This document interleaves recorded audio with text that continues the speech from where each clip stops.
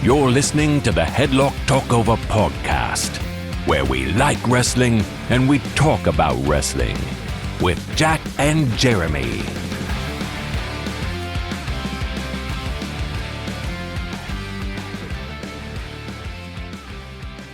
Hello, and welcome to the Headlock Talkover podcast, a podcast where we like wrestling and we talk about wrestling. I'm Jeremy, joined as always by Jack. How you doing, man? I'm all right. Good. Welcome to our 11th episode, where we will be talking over WWE Unforgiven 1999, infamous for the Kennel from Hell match. Somehow we forgot that was on the card when we recorded, because we were actually having a good time until that came up. It was really bizarre, wasn't it? It was the reason we wanted to do it. Yeah. And then got really into the card, and then remembered halfway through. It's like, just completely deflated us. Oh. But yeah. What we're going to be doing for this intro, we're going to be going over our King and Queen of the Ring predictions, because by the time the next episode comes out, it will have already happened. And then we'll be going through some new stuff. Well, the pay-per-view will be the night before we record. Oh, yeah. So it's just not possible for us to get the predictions in before then, essentially.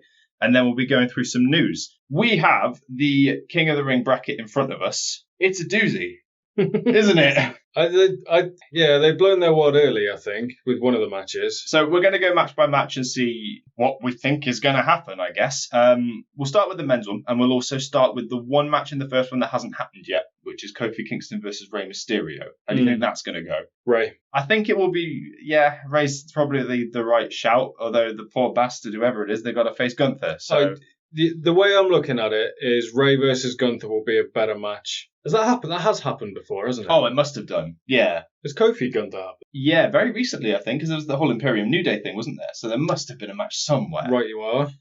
So going to the first quarterfinal, it's going to be Gunther versus Rey Mysterio. Who do you think is going to win that one? Gunther. Shocking. Anyway, second one. Now, this is the one. Ilya Dragunov versus Jey Uso. Dragunov. I've got Uso. Yeah, you reckon they're going to keep off the Gunther Ilya thing? I think they will, but I have a sneaking suspicion Jey might pull an upset here, and he might beat Gunther as well. Dragunov's first loss. Yeah. In the ring. Okay. There could be some interference. It might be really dodgy, but I think Jey goes forward. Although, bearing in mind... What if Gunther comes out that could and distracts him? Possibly. Woo. But Jey replaced Drew originally, so I think that might play a factor. And as we know... This could have been Drew versus Dragunov. Yes, right? What a match that would have been. Okay. Next up, we have Randy Orton versus Carmelo Hayes. Thoughts? You don't care? No, really? Not really. Are you not a big fan of Carmelo Hayes? No. See, I don't get it. Now I do get it. I'm more a fan of Trick than I am Carmelo, but Trick is currently NXT champion, so not much space for him here. It's a tough one because Hayes is in the same position that Dragunov was in that he's just been called up and they can't just have him lose. But it's Randy Orton. Orton can take a loss at this point, I think. And he can make Hayes look really good in the process. I think that's a good point. You've convinced me. I'm going to go for Hayes. And then the other one on the SmackDown side is LA Knight versus Tama Tonga. Another situation where we've got a fresh face versus a big star. This one's tough. Especially with LA Knight's history with the Bloodline. This one is tough. Because it depends who wins the previous match we were just talking about. Because then you can't have, if Tonga wins, you can't have Tonga and Hayes because someone's got to lose. I'm going to go Knight. Oh, okay. I'm going to go Knight. Just to be opposite then, I'm going to go Tama Tonga. Yeah, Tama Tonga has been looking good in the brief window we've seen him. But I think Knight's another wild card. The men's one in particular, it's so hard to predict as to who's going to win. You've got 3 or 4 perfectly viable candidates to go and win the whole thing. Mm-hmm. Semi-final, so I've got... I don't think Knight's going to win though because he's a knight, not a king. That's a good point. I hadn't considered that actually. Let's go to what we think will be the semi-finals. I've got Gunther and Jey, and you've got Gunther and Dragunov. Yep. Gunther? Yeah. Gunther's winning. That's spoiler, but Gunther's winning the whole thing. If it's Dragunov, Gunther's winning. If it's Jey, I'm not so sure. Right. You think King Jey? King Jey could happen. Okay. Although I think for Gunther to win like that, Jey needs to pull off a hell of a match on weekly TV as well, which I don't think Triple H would be a fan of giving him a loss on weekly TV as opposed to a pay-per-view. So I'm gonna think about that for a second and come back to it. And then next, Hayes versus Knight is what I've got, and then you've got... Well, you really pick one for Orton Hayes, so what do you reckon?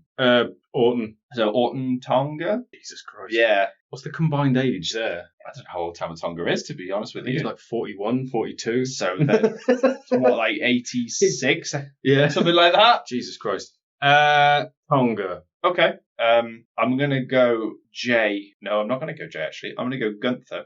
I'm going to go with Gunther. I'm going to go with Knight. Gunther Knight in the final. Gunther Knight in the final, and you've got Gunther Tonga in the final. 2 heels. Is Gunther a heel, really? I guess not, but he's not a face. Yeah, true. He's just a bloody good wrestler is what he is. Yeah. You can't say much more than that, really. I think we're both in agreement. I think Gunther's going to win. Mm. He brought prestige to the IC title. There's no reason why he can't bring prestige to King of the Ring. The last few winners have been kind of underwhelming. So much so we can't even remember who they are, because I can tell by your face you can't remember who they are. Yeah, I was trying to think then. Who won it last? Nakamura's won it recently. Corbin's won it recently. Woods has won it recently. Oh, Woods was the last one, wasn't it? Yeah, I think he might have been the last one. So There you go. And even that, it was kind of a novelty thing because he'd been pushing for it so much online. Yeah, okay, yeah, all right. So hopefully Gunther can bring enough prestige to it. Let's jump into the women's bracket. So we're in a similar situation where we've got one first round match that hasn't happened yet. And that would be Shayna Baszler versus Zelina Vega. Shall we just say Shayna and move on? Yep. Didn't Zelina win it last time? Yes, she did. She did, didn't she? Oh, I forgot that as well. No. My word. So Shayna will go on to face Io Sky. Who do you reckon? Io? Yeah, I didn't think that was that difficult. Shayna obviously is an actual MMA fighter. She could legitimately beat up most of these women, but for the sake of a tournament, yeah, I think Io's got that in the bag. This is around that time where they remember that Shayna Baszler's on the roster. Yeah. And they push her. Just to fill a gap. Yeah, and then I don't know. I don't know how they fumbled her so badly when she came up from NXT, because they turned her into a vampire. Did they? Well, didn't she bite Becky Lynch? Was that had the blood? Oh my god, I forgot about that. Yeah. That was crap. Oh boy, that was crap. Yeah, compared to her NXT run, this has been ridiculous. And the whole Ronda thing at the minute as well. I that can't help things, but she's her own person. She's not. Yeah, no, she's not Ronda. Correct. Next up is an interesting one because I don't know who to pick, and secondly, I didn't expect either of these two to make a quarterfinal, and that's Lyra Valkyria and Zoe Stark. Lyra's just dropped the women's title in NXT. That's right, yeah. So I reckon Lyra. I'm going to go Zoe. Okay. I think they're quite hot on Zoe. They wouldn't have put her in a program as Trish Stratus last year if they weren't somewhat confident in what she can do. So what if Baszler beats Io then? Then you got Zoe versus Baszler, because they were a thing, weren't they? They were, weren't they? But speaking of tag teams, we're going to get to that in a second. Because next up, we got Nia Jax versus Jade Cargill, and I think that's going to be a hell of a match purely because we get to see what Jade can do with someone like Nia. And her big moment was when she turned up in the Royal Rumble when she eliminated Nia Jax on her own with no help, and I don't think that's happened. Kind of. Close enough. Nia had to grab the rope. Well, yeah. I mean, I couldn't lift Nia up. Nope. Yeah. Neither could I. But we're going Jade Cargill? Yeah. Perfect. And then the final one is Tiffany Stratton versus Bianca Belair, which is another tough one. Stratton. I'm going Belair. Okay. I think they're teeing up for something here between Cargill and Bianca already. They are, but I don't. I think this might cause some tension between them. Because it might be Cargill going, well, I won my match, you lost yours. Well, I think... Rather than I beat you. No, I don't think so. I think what it'll do, they'll face each other. Probably Bianca will go over, but Jade could because they want to keep her undefeated for a while, yeah. But either way, there's tension, but they're still friends. And it sort of sows the seeds for later on as the justification for either one of them to turn. But to be fair, I think Jade has heel written all over her anyway, so it's Jade that'll turn. Yeah, they're still high on Belair. I think they want Belair as a face. She is like the face of the women's division. Any of the other females on the roster can go between the two and make it work. I think Bianca works best as a face. I can't see her as a heel. Yeah, I think that's how it's going to go. So you've got Io Sky and Lyra Valkyria in the semi-finals. Mm-hmm.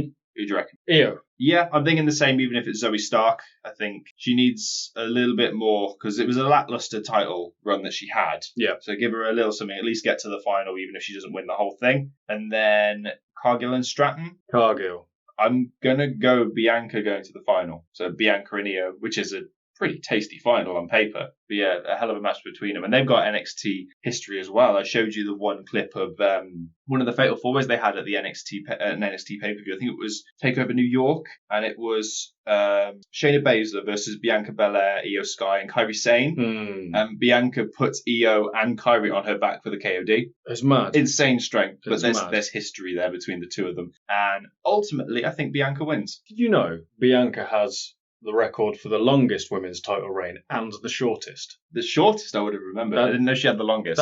That's a fun fact. I think Rhea would have beaten that if she hadn't got injured. Yep. That's a shame. Oh well. So Jade and Io for the final. I'm gonna go Jade. One way to cement her as a star in the WWE, isn't it? They want to. They want to. Yeah, and I wouldn't begrudge them it. What do you think? And then we have 3 other matches.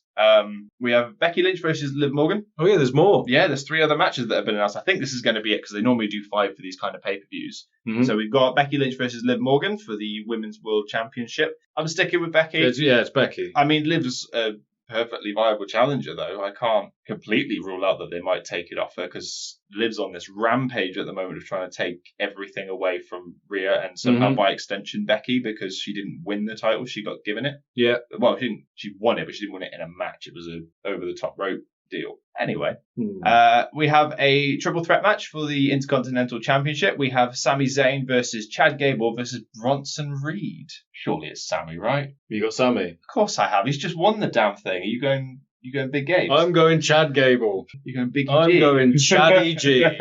Big Chad. Yeah. Bronson's there to take the pin, definitely. But no, I think Sami will do it. Gable should have beat Gunther. I reckon he'll beat Sami. You think Gable's going to give Bronson the Chaos Theory? Yeah. Has he done it before? He did it on Strowman. About the same size and weight. Strowman's so robotic, it looked really weird when he went over. It was just like... I remember that because it was at WrestleMania. I thought he made that look really good just by staying still and not panicking. What the fuck? I just think because he's such a big guy, he's so immobile. He's just like a tree. He's suplexing a tree. Yeah. The final match on this card is one that I'm going to bring up in the news. I just want you to tell me who you think's going to win. It's Cody Rhodes versus Logan Paul in a champion versus champion match. Winner takes all. Right, okay. I didn't know it was winner takes all. I mean, it's going to be a no contest, I think. You think? Yeah. I think everyone will be very annoyed if that happens. I'm going with Cody. I mean, if I had to pick, it would be Cody. But you could... No contest is the best result here. Because who's yeah, it's a mess, isn't it? Yeah. So that's it for the King and Queen of the Ring predictions. We're going to go straight into the news. Backlash happened, didn't it? Yeah, it did. Definitely happened. Those French crowds have put us English crowds to absolute shame. We. Yeah. Ooh la la. Indeed. With Clash in the Castle coming up in about 6 weeks' time, they've got to buck their ideas up as to what they're going to do. I think the roof will come off that place for Drew. Yeah, definitely. But it's whether they can get as involved as we know British crowds can be in terms of chanting and everything like that. Yeah. One thing I'd noticed recently, the French were doing the 1-4 thing, which is something we stopped doing. So when Samantha Irvine was going, this match is set for 1-4, yeah, the British weren't doing it. They don't do it as much as they did. I don't think they did it at Money in the Bank last year. Oh, can't remember. Yeah, I don't think they did, but the French, you can hear them clear as day. There was no question about it. The other thing I want to discuss from Backlash is Dave Meltzer's star ratings. Did you look at the ones I sent you? I did, but I can't remember them. Cody and AJ got 5 stars. Yeah, no, I remember that. So Cody's second in WWE and AJ's first in WWE. For 5 stars? Yeah, in WWE specifically. I'm sure AJ's had plenty in New Japan. I don't think he had any in TNA, but he must have had some in New Japan. The triple threat was 5 stars, wasn't it? 4.75, I'm pretty sure. Oh, Dave. Yeah. Sort your life out. Speaking of which, actually, the opening match got 4.75. Which one? Kevin Owens and Randy Orton versus the Bloodline. Oh, it did, didn't it? Yeah, and it was a fun match. I don't think it was that good. I had fun watching it, that's for sure. But I think like I said earlier, the crowd kind of made that whole show. And it goes to show the difference what a good crowd can make to your product. Because imagine if that was a dead crowd. Well, what did he give the Hogan-Andre match at Mania 3? Wasn't it like -5, I think? Something like that. And the crowd are mad all through that match. So yeah. I think because it was a short match that was just leading up to one big moment and a pin. Yeah, basically, that's all it was. And then the other thing is that we have a new member of the Bloodline from that tag match in that Tangaloa turned up. Mm-hmm. So I'm going to make this prediction now, because I told you this in private, and I'm going to get it on record. They're lining up for a Bloodline War Games match. They just need another member or two to join the fray. And they got one waiting. Well, yeah, I'm including the one that's waiting in Jacob for two. And I've seen clips of him all over the place, and I forgot how good he was. That moonsault he does is insane. Where he jumps to the one rope, and it's madness. Absolutely ridiculous. So I'm very excited to see that happen, and I really hope that they go for the War Games match between 8 members of the Bloodline. Apparently they're reluctant to debut him because they think he's just going to outshine Solo. Yeah, because Solo's supposed to be the leader of the Bloodline, and he's just been a bit lackluster at the moment. He's done okay. Considering he's the youngest of the 3 Usos, and he's the freshest to the business because he was in NXT like 2 minutes. 2 years ago.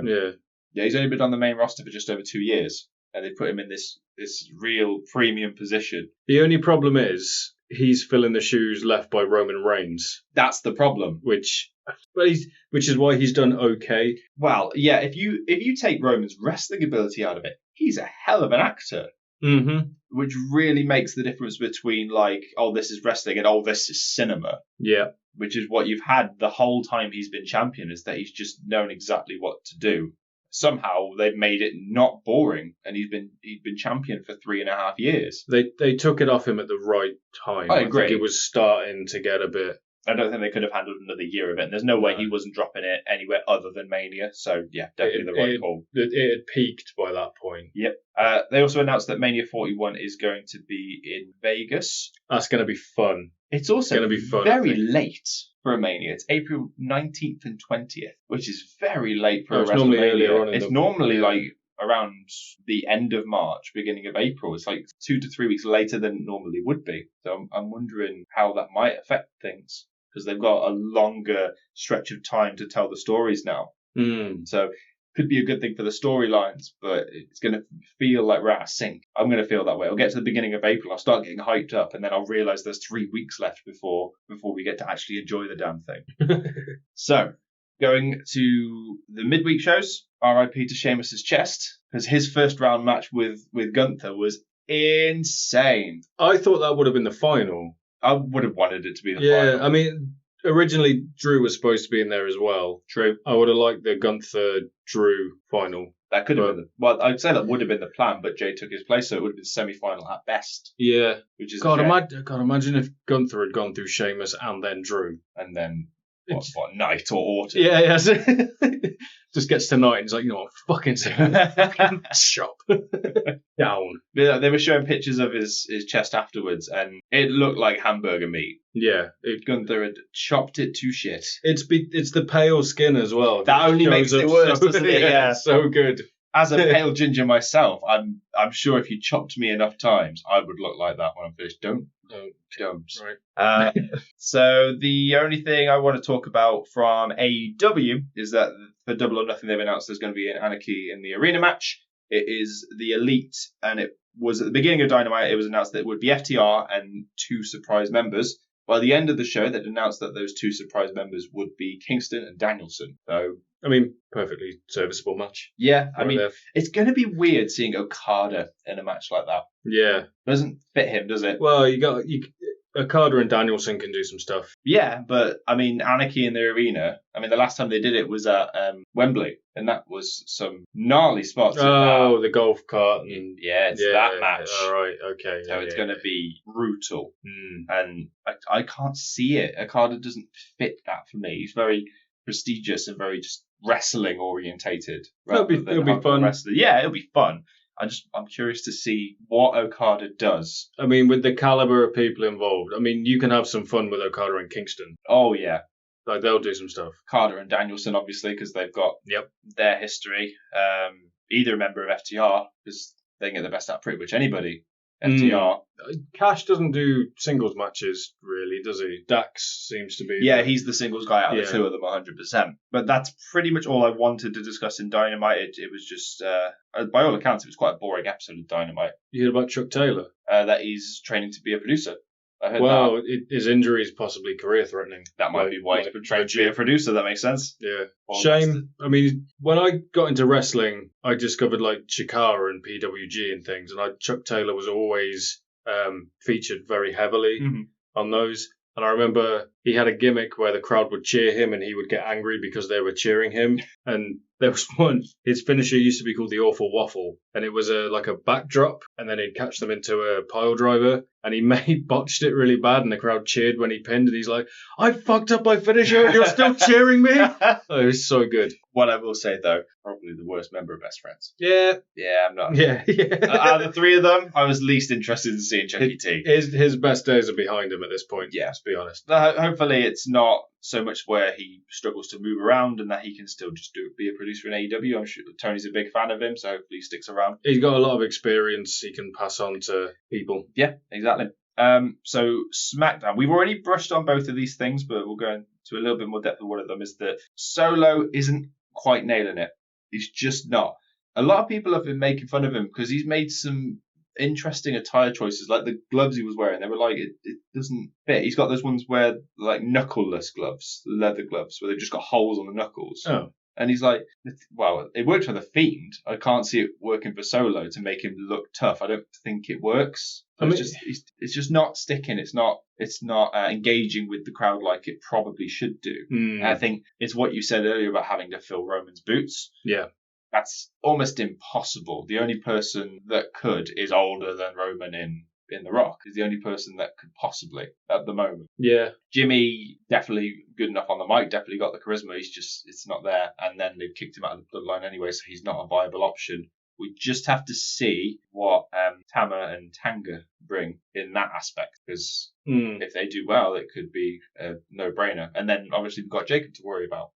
Jacob strikes me as more of a wild card in that situation, like he's just going to come in and cause chaos. Yeah, but I can't see him taking orders. He's the new Solo. Yeah. So Solo's the new Roman and Jacob's the new Solo. Although we have a feeling they're going to be on opposite. I was just going to say, I think he'll be opposed to the bloodline. Since there's three of them now, aren't there? There's not four of them. Well, so bloodline. The new bloodline, as we're calling them. Three. Yeah. So So it wouldn't quite match up. There's Tama and Tonga and Solo. Yeah. Unless Hikuleo comes in. Well, going back to the War Games. Yeah. On the other side, you'll have both Usos and Jacob, more than likely. Exactly. It's spicy, isn't it? It's still so interesting. The other one is we need to talk about that main event for King and Queen of the Ring, because I don't get it. I don't. I have got nothing to say. I don't understand it.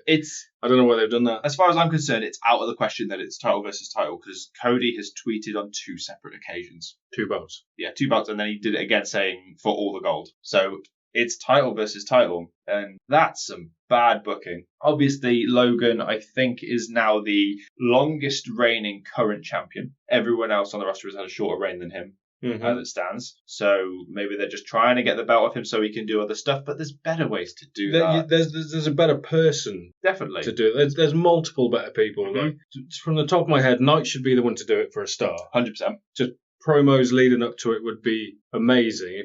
The reason it's on Logan Paul in the first place is because he can showcase it on a platform that some wrestling fans, might not be watching, so he can bring more eyes to the product. If you had someone like LA Knight going on his podcast or interrupting his podcast or his streaming and things, and you had that inter-promotional crossplay, people would be like, who the hell is this guy? Yeah. He's amazing. Well, exactly the same back as when we had the Adam Cole, Pat McAfee stuff. It was exactly the same story. And I think that would work even better here because Logan Paul's got that reach outside of the wrestling world. So Knight for a start. Jay could take it off him. Yeah. So many people could have taken it off him, but to put it on Cody just seems why. Yeah. Until you said it, I hadn't considered the possibility of a no contest, because in this Paul Levesque era, that doesn't really happen on pay-per-view.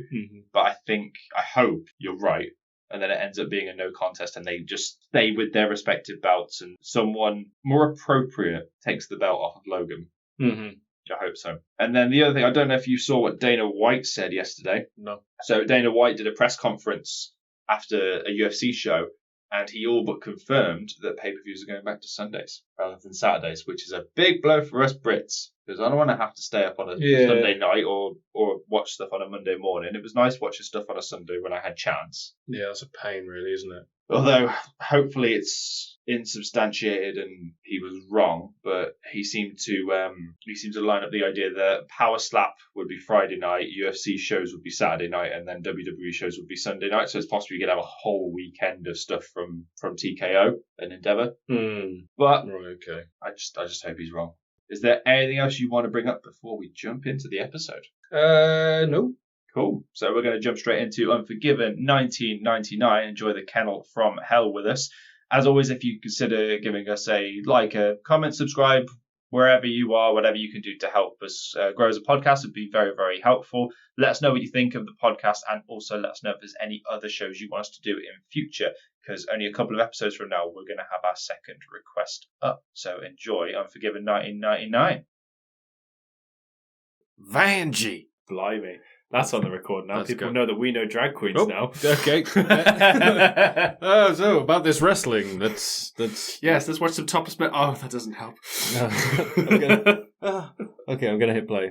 Yeah, let's watch Unforgiven 1999. Ignore everything you just heard. Then Nostalgic intro. Is it nostalgic? The first bit was the bit that I skipped past. It sounds like someone showed someone else the intro of Dark Souls and then told them to make something else, but wrestling. Oh, it's like Lord of the Rings, isn't it? Yeah. The furtive pygmy, so easily forgotten. Fuck off. Oh, hang on, let me put subtitles on. That's always a laugh. Oh, not the subtitles again. Right, okay, cool. We're still going with this black and white thing. Yep. So this is them chugging up the 6-pack challenge. It was a 6-pack challenge, wasn't it? Yes. Yeah, because it was vacant, wasn't it? Yes. The title. Yeah. I think it was Austin that vacated it, wasn't it? Ooh. I believe it was. No, it wasn't. Wasn't it Vince? Was this after Vince had won it? Oh, it might have been. Was it Do Rag Vince? No, that was ECW, wasn't it? Yeah. Yeah. By some miracle, Vince had won it. It's like, yeah, I probably shouldn't have this. Oh, because he did. Oh, I got no idea. I'm pretending like I remember, but I've got no idea. The late 90s, early 2000s of WWE, while at its most popular, was fucking wild. Some of the shit they used to do. Yeah. So, fun fact about this. This is the very last pay-per-view that Ed Ferrara and Vince Russo were a part of in WWE. Good fucking riddance to both. Yep. Left their mark, didn't they? It's not too bad, to be fair. Was it a skid mark? Oh, yeah. Look at these signs. Yeah. Candy ass. Jesus Christ, look at all those signs. That's what I miss. However, I wouldn't want to be in that crowd. You won't see anything. Oh, there's the Y2 gay sign. That's not the only Y2 gay sign. Yeah. There's multiple. Was this lady here just taking signs up? How old is she? She looks about 10. It says event No, you staff can't on have her that t-shirt. sign. You can't. It's probably a WCW sign, that's why. Oh, I forgot the referees are on strike. Yeah. I wonder if that'll play into any matches. Nah, couldn't possibly. Chekhov's referee? Nah, no way. Oh, look, Josh is there. He's telling you himself. So we open up with Val Venus versus Steve Blackman. Yeah, this was a weird thing they were doing at the time, where I think Val stole Blackman's bag. Yeah, his bag of tricks, which had his kendo stick in. It's very subtly. You have to pay attention, but it's subtly hinted that it's full of sex aids. Yep. Marital aids. Yeah, I mean... In fact, I think they just straight up call it dildos at one point, don't they? I think Lawler does at one point. Oh, there is also a point where Venus holds the kendo stick that's just poking out at the end of the bag in such a way that it's a certain thing that might poke out of fabric of some kind. He holds it... Like feet. Just like that. Yeah. Like a big toe. Like a big toe. A big foot. It's mad how over he was. It just goes to show, like, the Brooklyn Brawler as the ref. Yep, very nice. It just goes to show the roster at this time. Well, I think it's because he was actually popular with the ladies. Like, despite the really cheesy, really misogynistic gimmick, he was actually popular among female audiences. Not so popular now, is he? Well, it's a different time. We're 25 years removed from this, mate. Well, he's a bit of a conspiracy theorist, isn't he? He thinks about lizard people and... That's all those bumps to the head. That'll do that to you. Oh, how the mighty have fallen.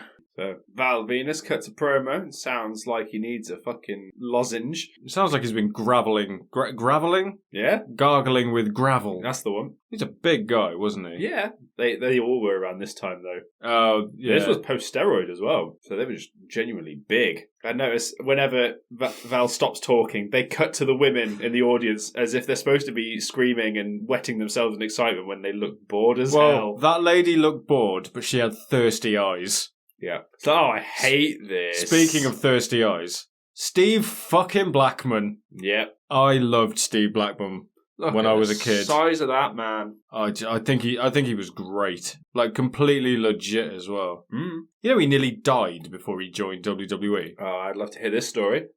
He got offered a contract, and he had some indie dates to do, and I can't remember where he went, but he ended up catching like malaria Fucking hell. or something, and yeah, nearly died from it. And he said in interviews that he stayed in bed for like 23 hours a day. He would get out of bed, he'd do some bicep curls, and he'd be so tired he'd have to go back to bed Jesus and do Christ. it. And yeah, he really had to like struggle to get back to where he was. And if that's not a story you don't hear all that often, like it's not brought up when people. I have no idea. You know, he's a bounty hunter now, like in real life. Yeah, I could completely see that. God, imagine Steve Blackman coming after you. You'd just be like, nope, I'm done. Was DDP ran like strip clubs? He wasn't kind of in that world, wasn't he? At one point before he became a wrestler, I believe.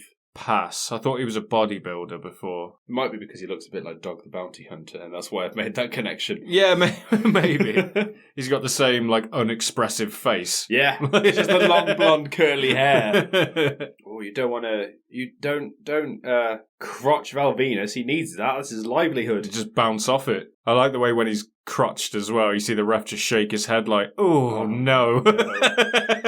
No. Well, being the Brooklyn Brawler, he's been there. He knows what that feels like. I wonder if he knows how to count to 3. We'll see. He is the backup referee after all, since they're on strike. Ridiculous, isn't it? That bump looked horrible as well. He just kind of went from the ring to the outside without touching anything. Just poof. I think that nice big back saved him. Yeah. Because they're both like, what, 230, 240? I don't know pounds. That's about 18 stone. Yeah, I'd say so. Because they're probably taller than you think as well. They're what, like 6'1", 6'2", I guess? I think they required, unless you were a very talented cruiserweight, you need to be at least like 6 foot.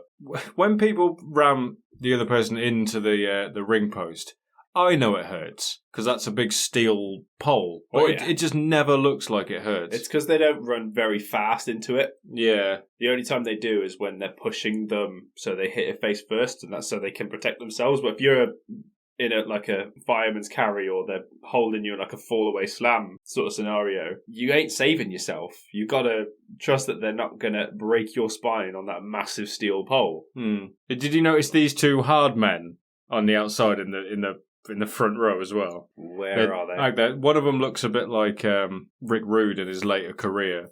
But one of them's on the phone, look like he's doing a bit of business. They're sat there in their really tight tops. Like this guy here, look. Yeah, he's just showing off how much money he's got. Yeah, probably investing in some crypto. In the 90s? Was it a thing in the 90s? No, I don't think so. Oh, the internet wasn't even a thing in the 90s. Barely. I think like Bitcoin was like 2010, so no idea. Maybe a little bit earlier than that. And then these kids that look like they listen to Limp Bizkit. Yeah. And Power Man 5000. That one in the white wife beater definitely listens to Limp Bizkit. Oh, he does. And some Rob Zombie. And no. That's the opposite of what you want. You want black baggy clothing for Rob Zombie. Some goth shit. Every time the camera turns to him, he's picking his ear. He's got some finger. What is Val doing? As well, just gyrating. Well, it's his bread and butter. Yeah. That's how you get out of it. You gyrate your way out of a situation. Yeah, I'm sure he's got himself out of a couple of sticky situations by doing that. Did you catch what JR said there? No, go on. This could be the first time a woman has held a title in WWE. Literally a women's title match on the card. I mean, he's obviously referring to China, I know that. But it just goes to show how little thought was given to the women's division at this time. China was a very rare exception. Oh, she broke ground Yep, despite the fact there have been reports that she was terrible to work with. Yeah. I know Jericho has gone on record and saying that she might have been the worst worker he's been in the ring with. A bit off topic, but I've heard people say that about Mark Henry. I can see that. I mean, he was hired for his size and had to learn pretty much everything from scratch. I can't remember who it was. I have a vague recollection of it being Sheamus that said he's just all elbows and knees. Yeah, I can see that too. Goldberg's in that realm as well, though, but he was just so explosive and had such a good look to him. Goldberg had that thing that wrestlers talk about that you just can't teach. Yeah. And fans just gravitated towards him. Absolute it factor. I mean, that kick out is so good. Yeah, he's just on his back and goes, heh! Yeah. Just lifts both of his hands. Yeah, Blackman's got him in that sort of pin where you bridge up to get out of it normally, but Venus just like, nah, I'm just going to clap. I think the King mentions it and just goes, I don't think his shoulders were up. It's like, well, too late now. You've got fake Rick Rude on the background. But yeah, he's kind of getting into it. Don't pretend you're into this. Oh no, he's leaning over. There's the money shot. It's a hell of a splash. Yeah, and Val Venus wins. It took me a long time to realise what the money shot was. Like being 7 years old when this came out, I wouldn't have had a fucking clue, would I? Mum? What's a money shot? Right, you're stopping watching this wrestling. Val who? I think I've seen him before on some video.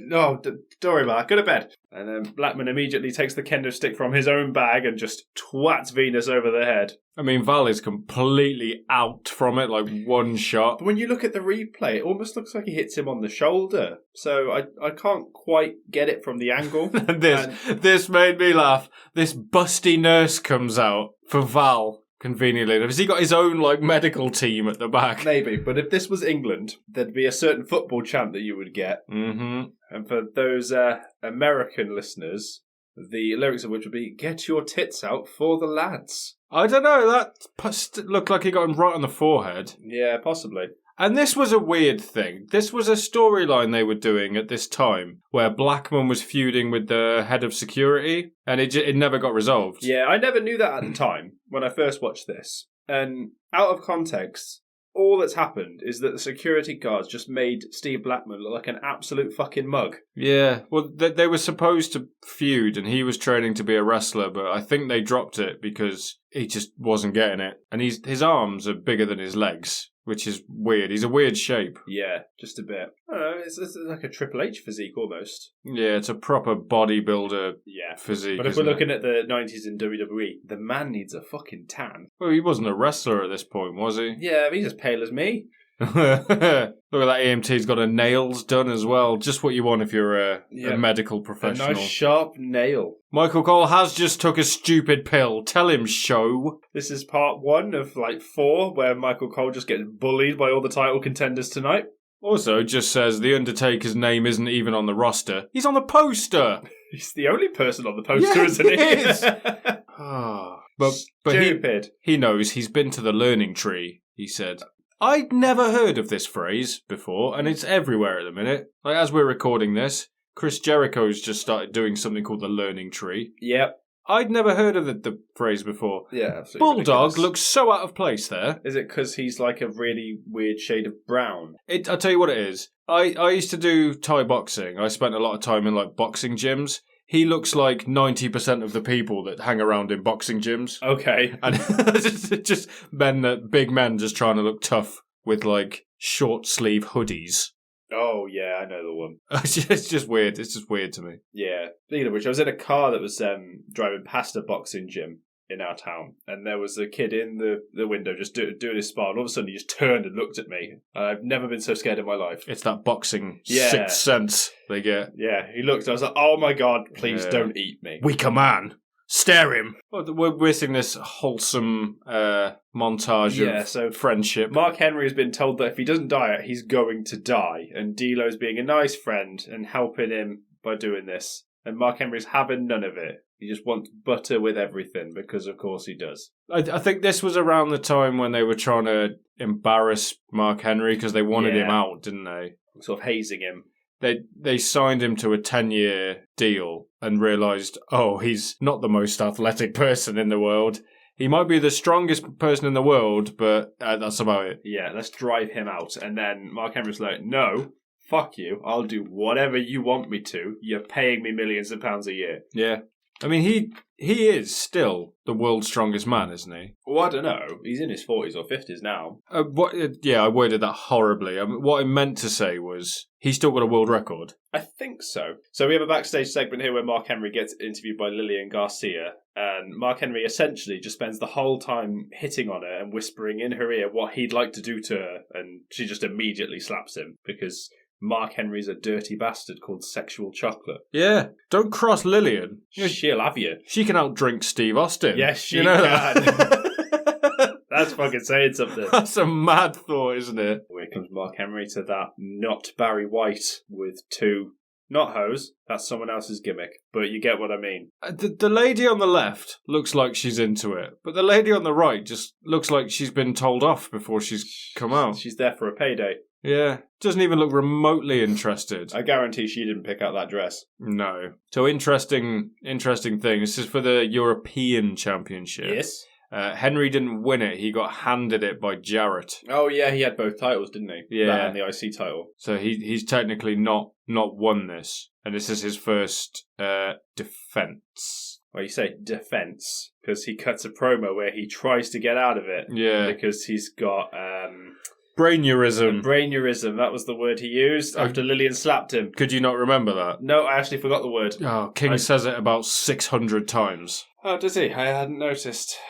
He's like, no, I'm not going to have it. Maybe on Raw, we'll see. But D'Lo is not having it. Comes straight out and just has it away with him. And not in that way. I tell you, that blonde lady looks like Liv Morgan. A little bit.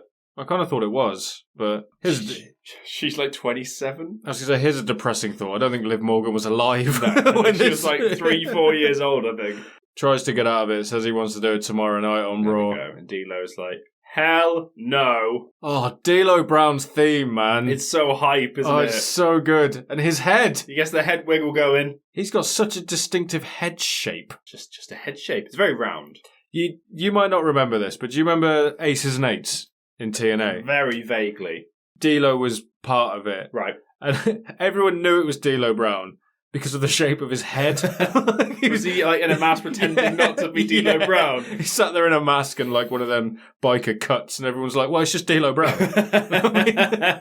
It's because he's got that almost like, it's almost pointed where his crown is. Yeah. It's like an egg. Yeah. Maybe he's got a brainurism. Maybe that's what that is. Bell rings before D'Lo gets in the ring. Oh yeah, it does, doesn't it? The Mark's like, count him out. I mean, they must have trusted D'Lo to get a one-on-one match out of Mark Henry. Yeah, there's a lot of people in WWE now that you could trust with that kind of stuff. Yeah, I don't know how many there were back then, particularly in the mid card. I know X-Pac was one of them. Oh yeah, if you were a new signee, one of the tests was you go against X-Pac.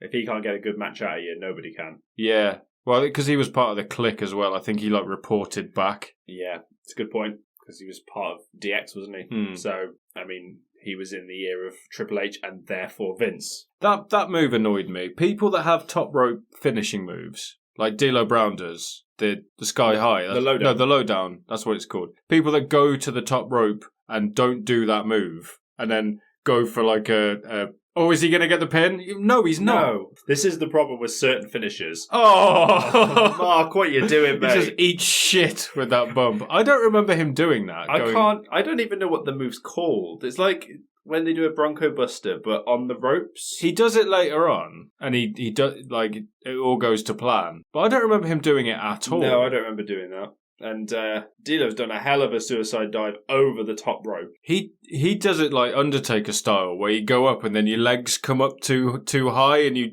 just come down at a horrible angle. Yeah, he should not be able to do that either. No. Fair play to him. Stop saying brainurism, Jerry. 260. There you go. What's that in English? Like 18 and a half. Jesus Christ. Yeah. We're talking Drew McIntyre size, which is ironic because he does the same move. He does McIntyre does a front flip, doesn't he? Here's the other hard guy look with his vest on and his slick back hair. And I bet his name's Vinny. Look at those biceps. Yeah. He's with that fake Rick Rude, isn't he? Yeah, he is, look. Yeah, he stood next to him. Yeah, I was just checking on my stocks. Stocks, that's what I was thinking of. Not crypto. Not crypto. Stocks was 90s crypto. Yeah. Apple's on the rise. I don't think it'll stick. Yeah.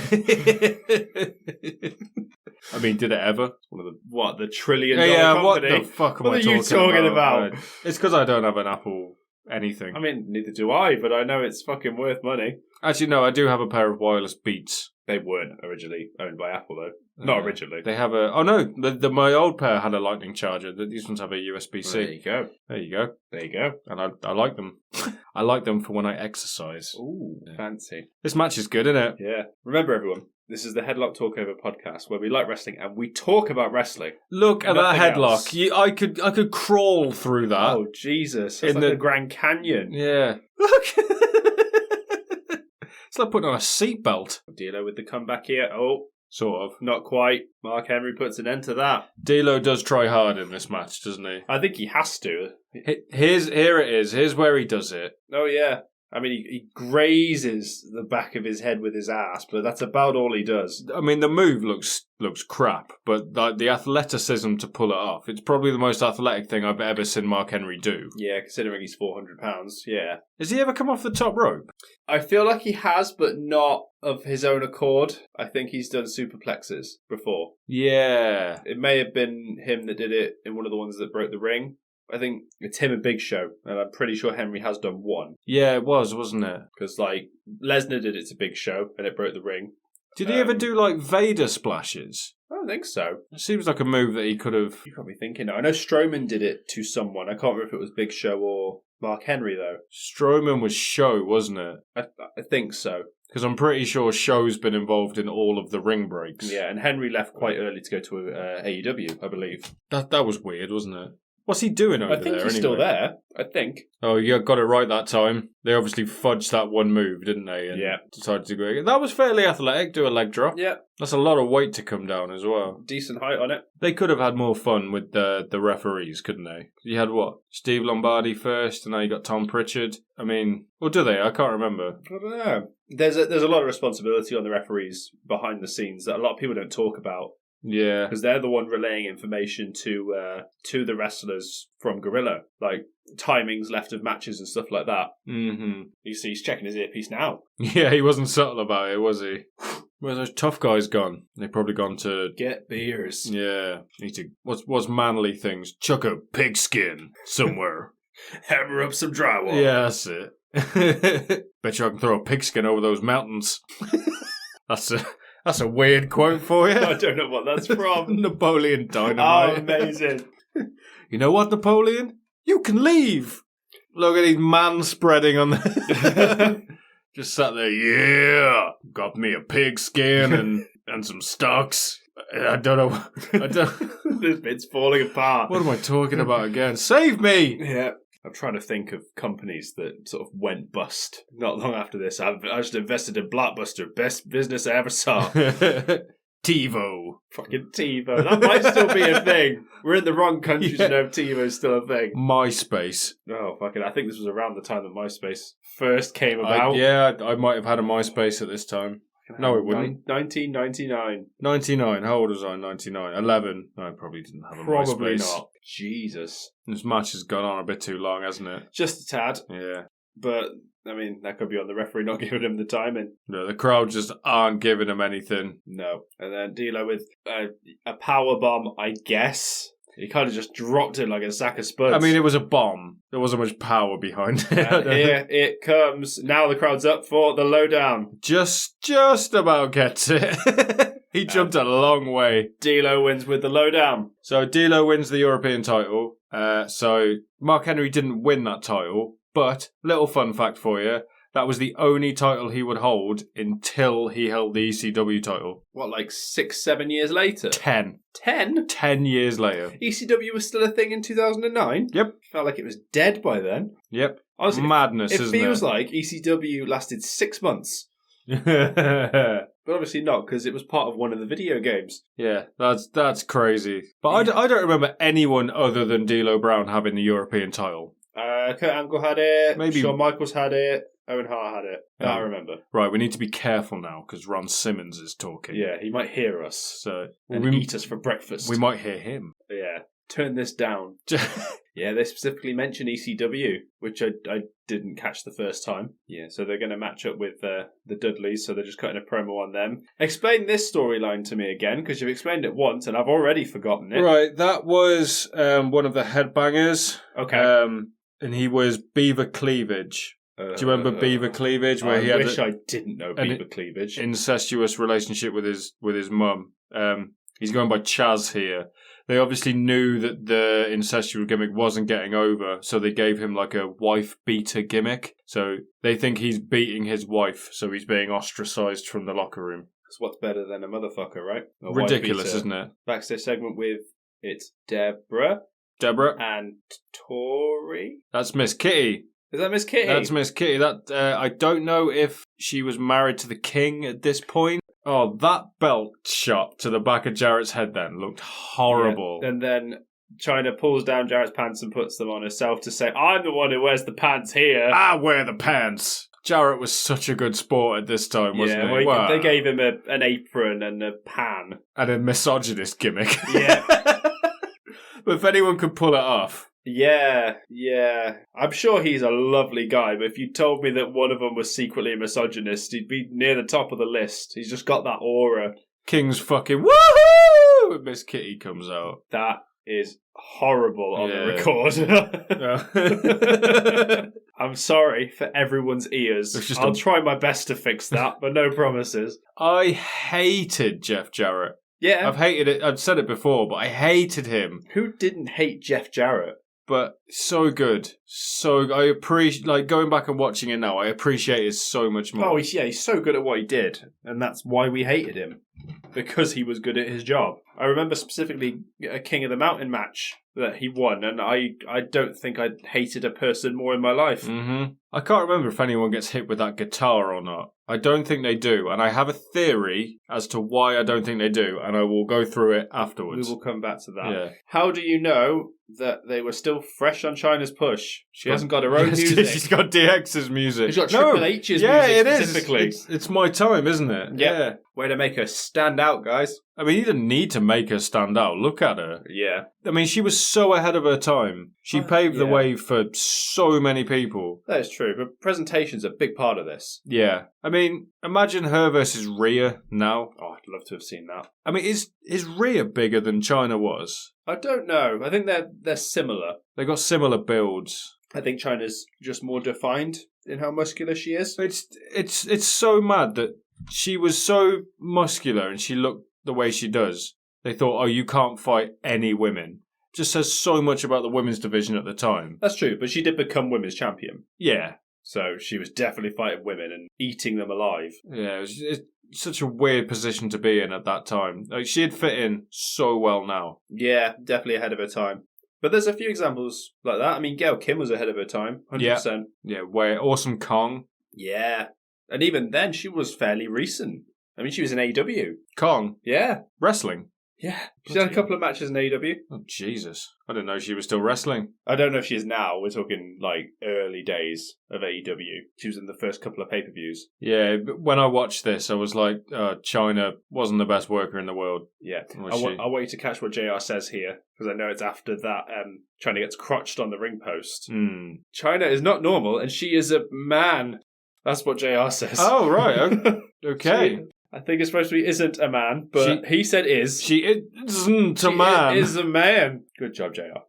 Have another shot of barbecue sauce. You'll feel better. I vaguely remember some of Chyna's matches, and there was always a lot of smoke and mirrors to sort of hide the... I'm trying to be nice here. To hide her forthcomings in the ring. What I will say, though, is a few months back I was watching through the Attitude Era, and I started in December 97. Yeah. And we're in June 99. So that's 18 months after that. Right. So she's been with the company at least 18 months at this point. There's a lot you can learn in 18 months, but you can't really see it here. That kick out. Jarrett's trying so hard, and he puts her over, like, big in this it did match. look good, to be fair. Really made it look like she'd muscled him up to kick out of the pin. But Jarrett makes it one of the best drop kicks It rivals Lance Storm almost. Yeah, because, I mean, he kicked her right in the face, and I don't know how tall Chyna is, but she's very tall. Jarrett really does make Chyna look good in this match. King just so thirsty. Chyna with a flare flop Yeah, to go over the rope. Weird to see. She did that well, I'll give her that. This is weird. You don't often see a superplex like that, where the person doing the superplex doesn't step onto the top rope as well. I imagine it's a leverage thing. Yeah. But he didn't do it. I didn't even notice. He was stood on the floor. No, he stood on the second rope.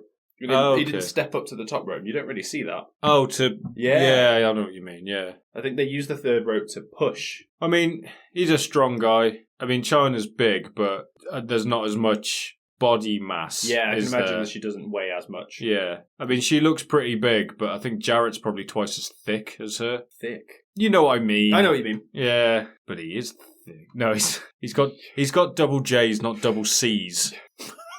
I thought you were talking about his mental ability. That joke sounded so much better in my head. He's thick. You dumb bastard. Oh, right, okay. I thought you meant his ass.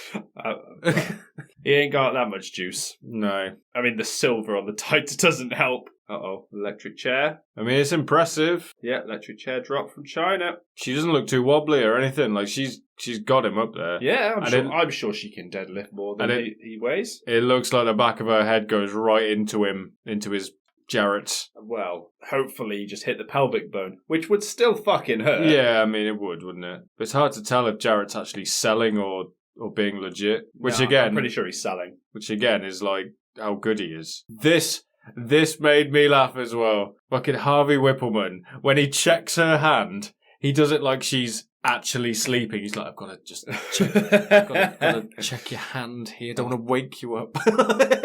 You're okay, Chyna. Don't wake up. Watch this. It's so funny. She gently does it. Oh, there we go. And that's 2. What we haven't pointed out as well is that the fabulous Moolah and Mae Young are sat at ringside. Oh, we'll get to that. Yeah, figure I'd point that out now while they've just turned up on screen. That suplex was impressive as well. There was a little stall at the top as well. It was... Yeah, like, there's no question the strength's there.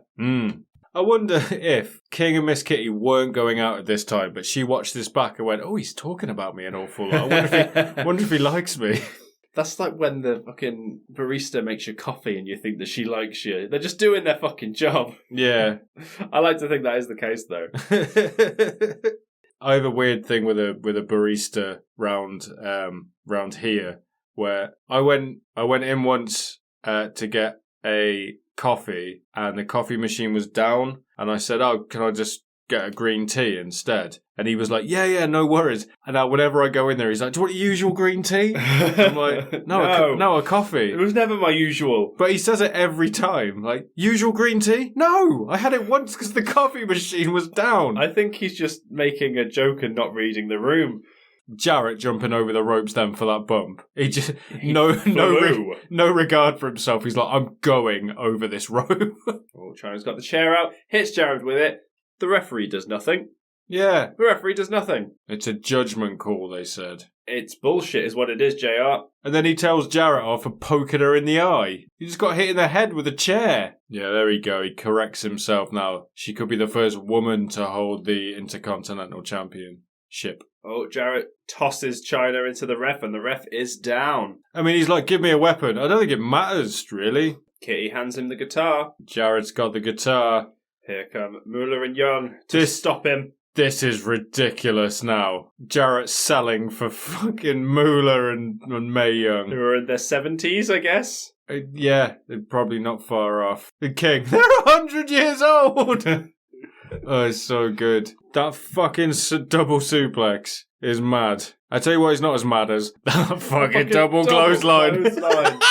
Jarrett makes those two old ladies eat shit. Oh, they go down as well. They're not afraid of bumps, though. You remember what Bubba Ray Dudley did to one of them? Yeah.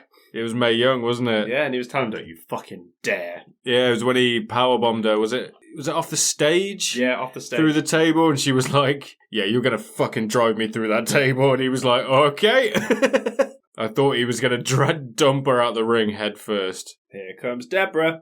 It's tell you what else is good. The way fucking Jarrett kicks Moolah like in the ribs, like he properly leathers her. I mean, it's not good, is it? Let's be honest. She told him not to hold back.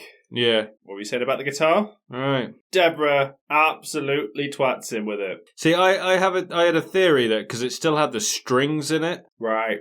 I can't remember what company it is. I want to say TNA. I can see it in my head where someone hit someone with a guitar with the strings in and it cut their face or their lip. And yeah, there was blood. I imagine there's worked guitars though. And after Deborah hits Jared in the head, Chyna gets the pin. It becomes the first woman to hold a title in WWE. True. Thanks, JR. I mean, she would go on to hold it. Yep. She held it with Jericho, didn't she? They were like both champion. Yeah, that sounds right. But out comes another referee and points out that there was interference where a lot of people were attacking Jeff Jarrett, so the decision shouldn't stand. Despite the fact there was a chair shot, despite the fact there was interference on both sides, what absolute nonsense.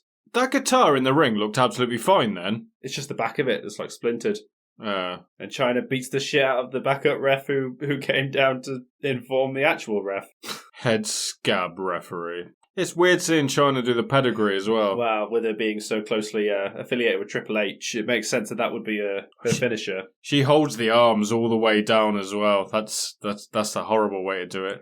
Well, the stupid bastard tucked his chin as well, so he went head first. Yep. That is a disappointed Chyna. Yeah, how long was she in WWE for? I don't think it was much longer than this. I say that actually. I'm pretty sure she was at WrestleMania 17, but after that I'm not so sure. So we got a backstage segment with Michael Cole and Austin where Austin says, "There will be a champion. I will make sure of it." Yeah, JR. If that's what Austin says, that's what's going to happen. Well, yeah, it is, because there isn't a champion at the minute, and there's a match. Someone is going to be it. What does that say in the background? Keith is a Rudy Poo candy ass. Yeah. Fuck you, yeah, Keith. Keith. Nope, there's Y2Gay again.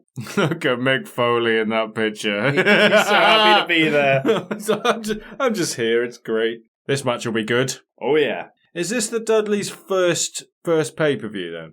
I don't know. I mean, first pay-per-view in WWE. I'm sure I can find out, but I don't know off the top of my head.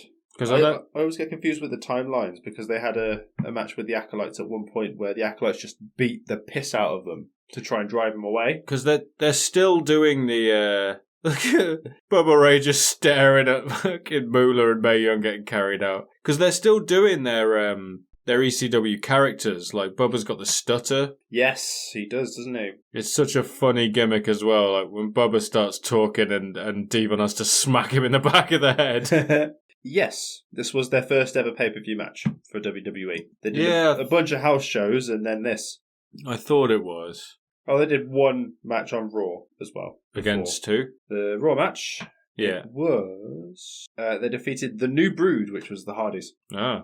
Start as you mean to go on, I guess. Yep. So this could be the match where the Acolytes are... It could very well have been, yeah. Beating the shit out of them. Yeah, this isn't going to be a pretty match, is it? With those four? No. Yeah, it's the first time they faced each other in WWE, so very good chance. Well, as a 2-on-2, there was a bunch of like fatal 4-way eliminator matches on house shows. I used to love the APA. They were just cool. Yeah. That's why. And like knowing what I know about wrestling now, and watching as much as I have, I love watching Ron Simmons wrestle.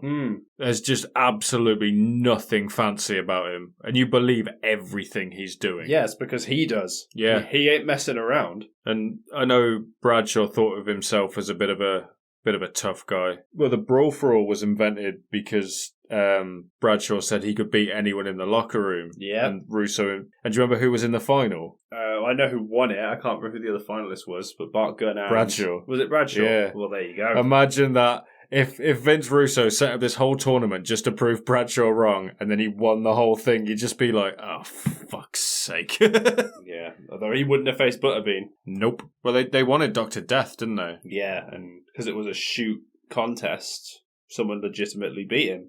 He pulled his hamstring in training for it. Okay. Is the story that they tell. There was someone else they'd earmarked, though, who got knocked out real early in the tournament. I can't remember who it was, though. Godfather? Possibly. I know he was in it. Bart Gunn knocked out Godfather. Yeah. Was it Savio? Maybe. Oh, Blackman. Oh, yeah, it could have been Blackman. Yeah. Blackman got injured as well, didn't he? And then Shamrock just said no. Don't blame him. Yeah. What a mess. And Dan Severn said no as well. Rightly so. Which, I mean, he probably would have gone on and won the whole thing. We were saying this match is going to be good, and we're just talking about the brawl for all. Mm-hmm. It's just a hard-hitting wrestling, isn't it? Ron Simmons shouting and staring at the ref, just going, "Hey!" It's the scariest thing. I'm spitting everywhere. If there is one man I do not want to be on the other side of a fight with, Ron fucking Simmons. Yeah, you don't, do you? Jesus. He kicked, what was his name? Ahmed Johnson. Right. He kicked him so hard in the ribs, he ruptured one of his kidneys. Jesus Christ. Oh, it's just horrible. And now he's been Flanderized to one word. I don't know when that started. When he was active, I don't remember him saying it at all. I want to say it was around the Ruthless Aggression era. But for someone that was a decent promo as well, just to limit him to one word. I mean, it got him over. Yeah. He ain't afraid of playing with what works. That's the business, though, isn't it? Yeah, Ron Simmons shouting about ECW on the apron. I think he said, we're going to kick ECW's ass. Yep, seems like the kind of thing he'd say. The thing is, though, he's got such a powerful voice that when he's trash talking with the crowd, you can hear it clear as day. No mistaking it. So a little peek behind the curtain at what we do. We've tried to record this episode before, but we wore our headphones, but didn't plug our headphones in, and the microphone picked up all of the audio, and it was fine, apart from Ron Simmons, who you could just hear clear as day, and you just couldn't edit it out, could you? when he cut his backstage promo, that was the only thing that was still left from when I did all the noise reduction to try and get rid of what was left. But nope, no getting rid of Ron Simmons. So now we appreciate Ron Simmons' voice. So good, you can't ignore it. Yeah. God, he was so strong, wasn't he, Simmons? It's mad to think, looking back on it now, that these two, the Dudleys that is, would have the most protected tag team finisher ever. Yeah. I mean, the Tower of Doom is obviously the other one I think of. Tower of Doom? Yeah, the Legion of Doom spot where they'd have the electric chair and then a clothesline off the top. Oh, yeah. I believe it was called something else, but I'm thinking of a Tower of Doom because of Legion of Doom. Yeah, it was called It was something of Doom, wasn't it? Oh, yeah. I can't remember. Doomsday Device, that was it. Yeah, there you go. I knew there was Doom in there somewhere. They call this the 3D, the neck breaker. Yeah, well, it's the same thing, but obviously the other one is way more effective. I can only think of one person that's kicked out of it. Yeah, you've told me before and I've forgotten. Who was it? Chris Sabin. Yeah, it was a TNA thing, wasn't it? Yeah. It was a very big deal. And they started building it up. It was when the Motor City Machine Guns were feuding with the Dudleys. Yeah. And they were hyping it up. Oh, no one's kicked out of the 3D, and then Sabin did, and it was a big deal. But they might be the only people ever, because I don't imagine it would have been kicked out of an ECW. I think it was, but I can't think off the top of my head. Yeah, I'm pretty sure it wasn't ever in WWE. No. I know for a fact it was a Judgment Day 2005, which is a pay-per-view we'll definitely cover because it's hot fucking garbage. They did a handicap match with them and The Undertaker, and they offered for The Undertaker to do it, and he refused. Fucking Bradshaw deadlifting Devon then on the top rope. He was going backwards. You weren't saying no to that. Yeah, whether you fucking want to or not. To go back to what you were just saying, a lot of people refused to do a lot of things for The Undertaker. He was so well respected. Yeah. Like, a lot of people refused to break the streak. Yeah, of course. I think Angle refused to break the streak. Understandable. Did Batista? He did face him. I think. I don't know. We'll never know the ins and outs because it's such a well-guarded secret as to who they did want. And, I mean, there's speculation as to whether Brock went into business for himself, which I don't think is true. No, it's possible. See, there's a 3D and it just doesn't get a reaction from the crowd at all. And here comes Stevie Richards, delivers a super kick to Devon. And I don't remember this gimmick at all. So, as I understand it, it was him trying to join all sorts of different teams. So he was just doing whatever would work. Right. To get him into a team. But obviously, Bradshaw and Farouk, nope, they don't want nothing to do with this. The old UPN logo on his chest. What was UPN? I think it's an American Courier. Oh, I see. Oh, that Dominator looked horrible. Luckily, Stevie hit his knees first. Yeah. Otherwise, that could have gone very wrong. And then Bradshaw gives Stevie a powerbomb for good measure. That'll teach you to help us win. Shake his hand when he's unconscious. Genius. Now, this is really strange, because I don't remember Bradshaw climbing over the top rope ever, and then Simmons falls out like a cruiserweight. It's like, what's happening here? Yep. Like, they just forget who they were for a minute. Two athletic fucking dudes. It's not like Kane, though. Kane's always the standout for me, and how he got out of the ring. Oh, he fell out, didn't he? Well, he'd do like a backflip out. Oh, he did. And he was the only person that's ever done that. McIntyre does it in a weird way as well, where he, like, rolls out, but, like, between the top and middle rope, he falls backwards out. Really? And he does it, like, holding belts and things. Crazy.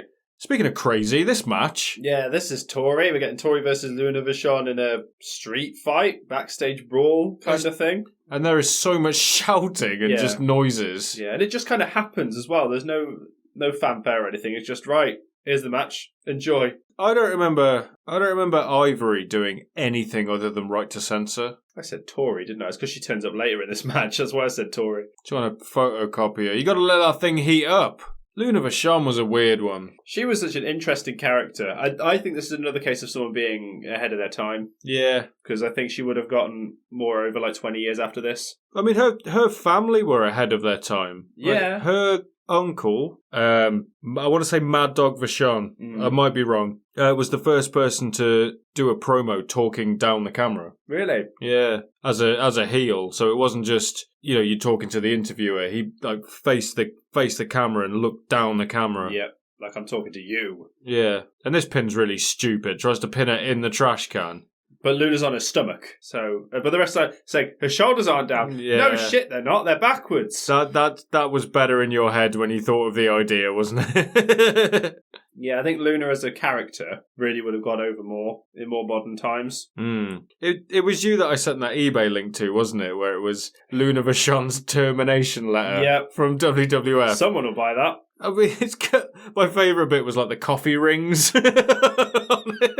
It was about $3,000, wasn't it? Yeah, something like that. Wrestling memorabilia is crazy. Yeah, I wonder if that's still on eBay. I'm going to have a look. Yeah. I'm going to have a look right now. Find out. I think Luna Vachon, it's kind of like, I think Nikki Cross is like a watered down version of the same gimmick, I would say. I forgot about Nikki Cross. Yeah, she's still around. There's rumours she might be joining the Wyatt Six. Yeah, I can see that. Had never seen a vertical pin. I'm pretty sure Big Show's pinned people against walls. Oh, that would have been after when he was in the hardcore title. Yeah, he pinned, was it Al Snow? Picked him up and pinned him against a wall. Yeah, I could see that. Here it is. Luna Vachon's WWF termination letter, and it's $1,500. $1,500. Fucking hell. Yeah. Is Luna selling that herself? Luna's dead. Is Luna's family selling that themselves? I've seen her Dark Side of the Ring episode. Yeah. Why did I forget she was dead? Oh, man. Yeah, Ivory beats Luna. So Ivory's music starts playing, and it's the most unfitting thing. It's just like this upbeat saxophone. So now Lillian's backstage with Moolah and Young, and they start talking shit about Jeff Jarrett. They say Jeff's Jarrett's. Yes, they do.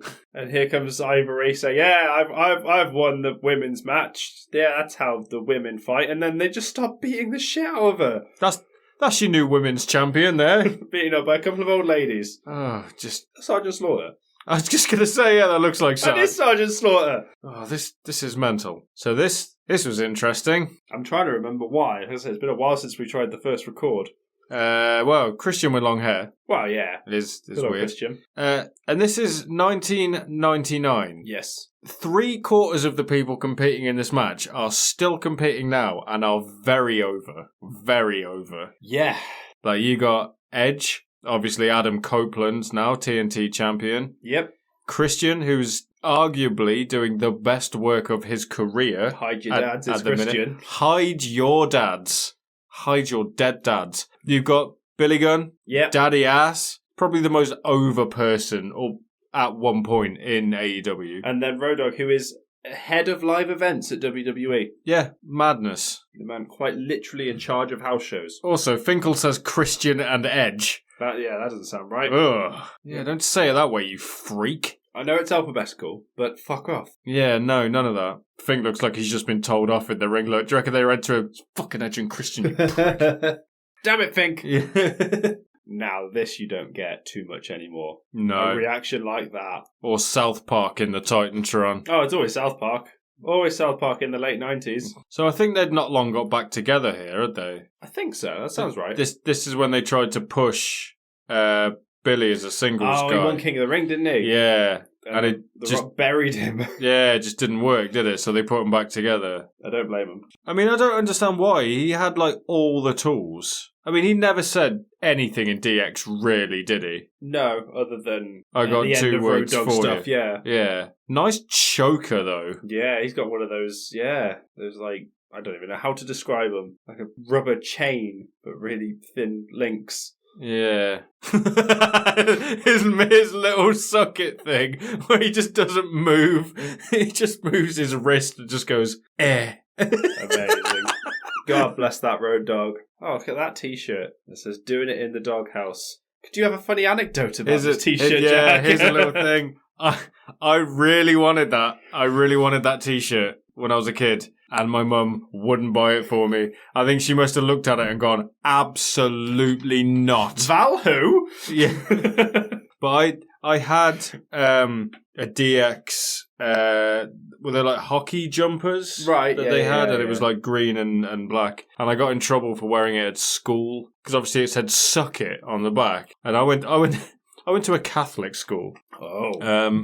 Yeah. And I think because of that, my mum was like, no more wrestling t-shirts. I mean, she probably didn't even look at it. What, did it actually say suck it? Or Yeah. did it have the asterisk over the U? No, it said suck it. Yeah, because I think there was a point where all DX merch had that over the U. Right. No, I wish I still had that t-shirt. No, I think back to the one that Mike Tyson wore at WrestleMania 14, and I'm pretty sure it was S*CK.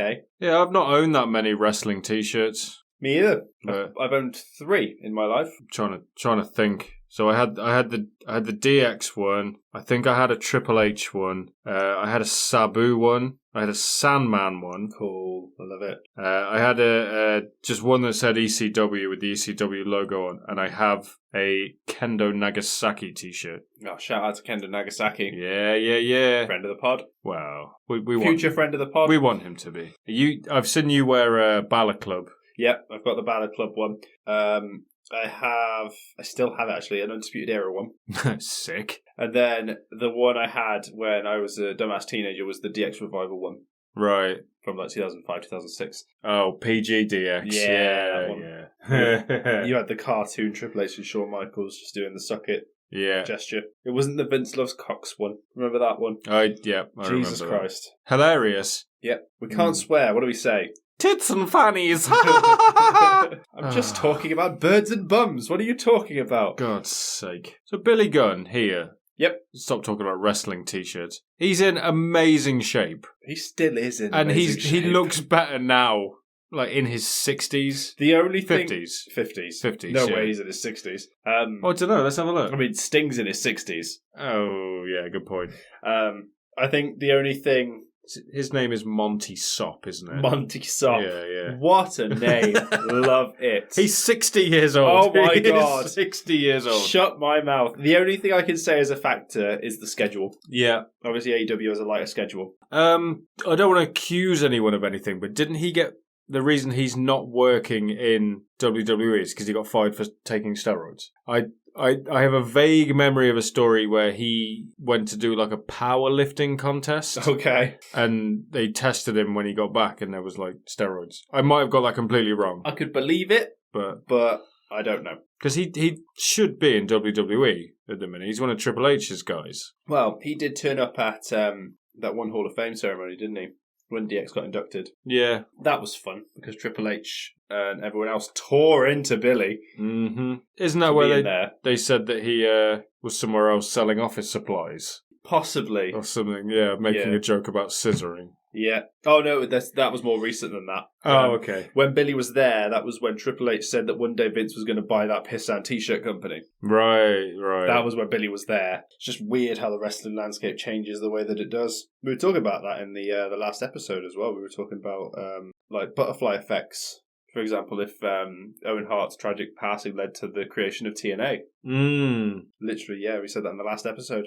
Yeah, you could do that with a lot of things, though, couldn't you? Yeah, but that's how crazy it is. What a crazy business it is. Like even Sheamus's win at WrestleMania 28 led to the Yes Movement. You wouldn't think that would be the case based on what happened. Yeah. Look at Billy just holding Christian above his head like it's nothing. Powerlifting competition, you said, right? Well, I mean, Christian's the smallest man in this match, and Billy's the biggest guy in this match. Yeah, but still. They're making airplane jokes. Don't call me Shirley. Did he say that? I missed that. Edge is always a strange one for me, because he's really tall, isn't he? Yeah, he's like 6'5", 6'6". Yeah, but he never looked it. No, that's one of the reasons he's 250 is because he's so tall. Yeah, because he looks a bit gangly in his early career, here. But he, I mean, I'd argue even like rated R era Edge, he still looked. He didn't like. I don't know what I mean. He didn't look like right. If you know what I mean. Like now, he seems to be because he's a grizzled old man. Yeah. That's what I mean. Yeah, I get it. But I think he didn't have much of, like, in terms of facial hair, which I think plays a factor. Like, he's got a beard now. I always enjoyed the fact that whenever he returned after going away for ages, he always came back with a big beard. Yeah. Because it made him look like a fucking psycho. Like he's just been living in a forest somewhere. Yeah, I know for a fact that one of the reasons, like, he got as over as he did is because, like, women were very into him. Like, around the time him and Christian were in the Brood, and he used to cut those promos that were, looking back on it, pretty awful. You can just hear women screaming because he's the one on the mic. He's got very interesting features, hasn't he? Yeah. He's a good-looking guy. Yeah, the women seem to think so too. Billy just dancing on the apron, look, just not even paying attention to the match. He's waiting for his tag, that's why. Have we missed the bit where JR calls Christian Christopher? Probably. He goes, we got Road Dogg and Christopher. It's not even his actual name, so it's just stupid. I can't hear that name without doing it in like a thick Boston accent. You haven't seen The Sopranos, have you? No, I haven't. Christopher! You should watch The Sopranos. I'll get around to it. Got my massive list of films to watch first, then I'll worry about TV shows. I mean, just The Sopranos is all you need, really. And Mad Men. There you go. This is how it starts. Yeah. You watched Mad Men? I've seen like 2 episodes. Mad Men was a really weird one for me. Like I watched it during lockdown, and I'd always wanted to watch it. And then as I was watching it, I got to like about the 3rd season, and I was like, not sure what I think of this. Yeah. And then I got to like the 4th season, and I was like, I'm still watching it though. I can't tell you what it's about though. I watched it all the way through, and I obviously liked it because I carried on watching it. But isn't it just about misogynistic advertisers? Yeah, that's it. Yeah, and there's John Slattery's character is so good in it. Do you know who? I don't know who John Slattery is. I know the name.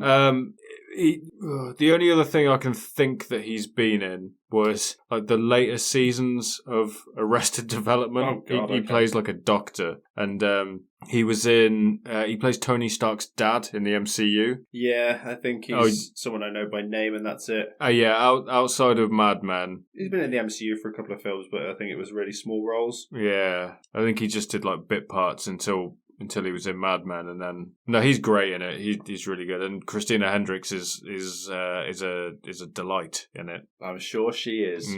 What are we talking about? Wrestling. Talk about wrestling. Wrestling. Yes. So Edge is handsome. Huh? Well, stop bringing up Christina Hendricks then. Oh, sorry. God's sake. That's on me. I should have known better. What are we talking about? Wrestling. Okay, right, yeah. Stop. No, this can go on indefinitely. We're caught a time loop here. Yeah. Oh my God. That's one way to bring you back into the wrestling. Christian goes for like, I don't know what the move is, but he goes to jump on Edge's back and to Road Dogg who's in the corner, and he just fucking gives him a right hook. It's just a punch in the face. Like, there's nothing special about it, and you hear it. And Christian drops like a sack of shit. The multi-talented Road Dogg, they say. It's not inaccurate. Yeah. Why?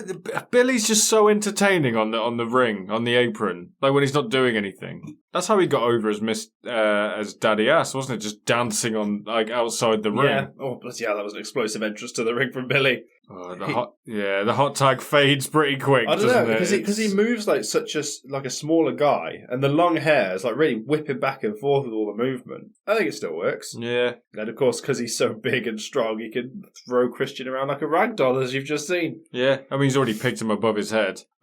Road Dogg just smacked Edge in the face. He just collapsed backwards. There was no selling there, I don't think. The tag match is broken down. Oh, Road Dogg dry humps Christian for a second there. Yeah, that's probably what I would have done if I had that T-shirt as well. Oh, Hardy's and Gangrel getting involved. That's the new Brood. There you go. Yeah. Billy Gunn is the famous, and that's 1, 2, 3. The New Age Outlaws retain. I have a question for you. Do you think it would have been a good thing or a bad thing if the TLC matches were fatal four-ways and you added the New Age Outlaws into the mix? Good question. I don't think it would have been as athletic. Saying now, the Dudley Boys are in it. I don't know. Because when you think about the tag team division around this time, those four were the four. I mean, you had the Acolytes and stuff like that, but they weren't. They were a very different style. I mean, the TLC match is known for like being high flying because majority of the people in there are high flying, and then you got the Dudleys to sort of carry the rest of it. Whereas if you had the New Age Outlaws in it, that would be half, so it wouldn't seem as high flying. Does that make any sense at all? Yeah, that makes sense. Yeah, the ratio would be off. But I would have liked to have seen one. Yeah, I just don't know if they would have added anything rather than taken away from it, because obviously all three of the TLC matches they did have were classics. Yeah, but you would have had to have had another weapon, surely, because the Dudley Boys are synonymous with tables. Yeah. Hardys were sort of synonymous with ladders, and they had to give that. Well, Edge and Christian used to do the concerto. Yeah, didn't they do something else though? I think stairs might have been the fourth one. I feel like there was a match that added a fourth element. Eric Rowan and Big Show once had a stairs match. Yeah, I know there was a stairs match. So Lillian Garcia backstage with Triple H and the British Bulldog. British Bulldog is essentially there to make sure Triple H wins. With his real thick Yorkshire accent. That was Scottish. That was Scottish. Not too far north, Jack. Triple H wearing a polo shirt and pants. It just looks so wrong. Yeah, it's not quite right, is it? Especially because it's like a long sleeve polo and as well. He's not wearing trousers. That's what I mean. He's wearing pants. Pants. I thought you would go for the American interpretation of the word pants. Michael Cole with Big Boss Man getting ready for the Kennel from Hell. Are you ready for the Kennel from Hell again? I forgot he was on here. Ooh, Big Boss Man threatening to sodomise Michael Cole there. I mean, it was a hell of a promo until the little stumble at the end where you're not... Forget it. This is going to be a night that nobody's going to remember. I mean, forget. So close, Boss Man. Here we go. So here we do. What does everybody want? Not dogs in a cage match. No, the answer is a blozzer. Al Snow. They're still putting the cage up. They're still putting it up, and if I remember, Al Snow just comes out, doesn't he? Yeah, he's like, okay, ring's still here. No cage. So did you watch this when you were younger? No, I did not. Yeah, I didn't either. I'm glad I didn't. I would like to have watched it with like the perspective of a younger fan, just to see what. By younger, do you mean dumber? Yeah, yes. Oh, look, it's OVW owner Al Snow. That's weird, isn't it? Yeah. This is such a weird wrestling storyline. Like, I'm trying to remember, what exactly did he do to Pepper, Al's dog? He killed him, right? Cooked him into a chili and made Al Snow eat him. Yep, I'm pretty sure. I'm not 100% sure of my timelines here. Pretty sure that was stolen from South Park. Yeah, where Cartman cooks up Scott Tenor's parents. Scott Tenor, I can't believe you remembered that name. Yeah, cooks up his parents, puts him in a chili. Yeah, that's it. Makes him eat him. I mean, there was South Park in the New Age Outlaws, but I don't Titantron. know the timelines of like when that episode was versus when this pay-per-view was. But someone's plagiarized from someone. Yeah. And my money's on Vince plagiarized at South Park. It sounds about right, doesn't it? Fucking Al doesn't know how to get in the ring. Look, he's like, it's half a cage. That bit's built. So this match has been picked apart by so many people. Smarter men than us. Yeah, no one ever everyone fails to mention that the hardcore title's on the line as well. Yeah, it's like a non-factor at this point. Yeah. So it's just weird that, like, this is the way to resolve this situation. You cooked my dog and made me eat my dog. Now let's have a match where there's lots of dogs. Oh, it's ridiculous, isn't it? I failed to see the connection. When I used to watch Big Boss Man and I used to watch him do that stick thing, I would never not be impressed by it. Is Boss Man supposed to be scared of dogs? I don't know. But he's got a bit of a lead paint stare going on. Because he kidnapped a dog. I don't know. This is a man that's been hanged alive. I don't know. Yeah, well, you don't hang someone dead, do you? You could. I mean, you could, but... Why would you? Yeah.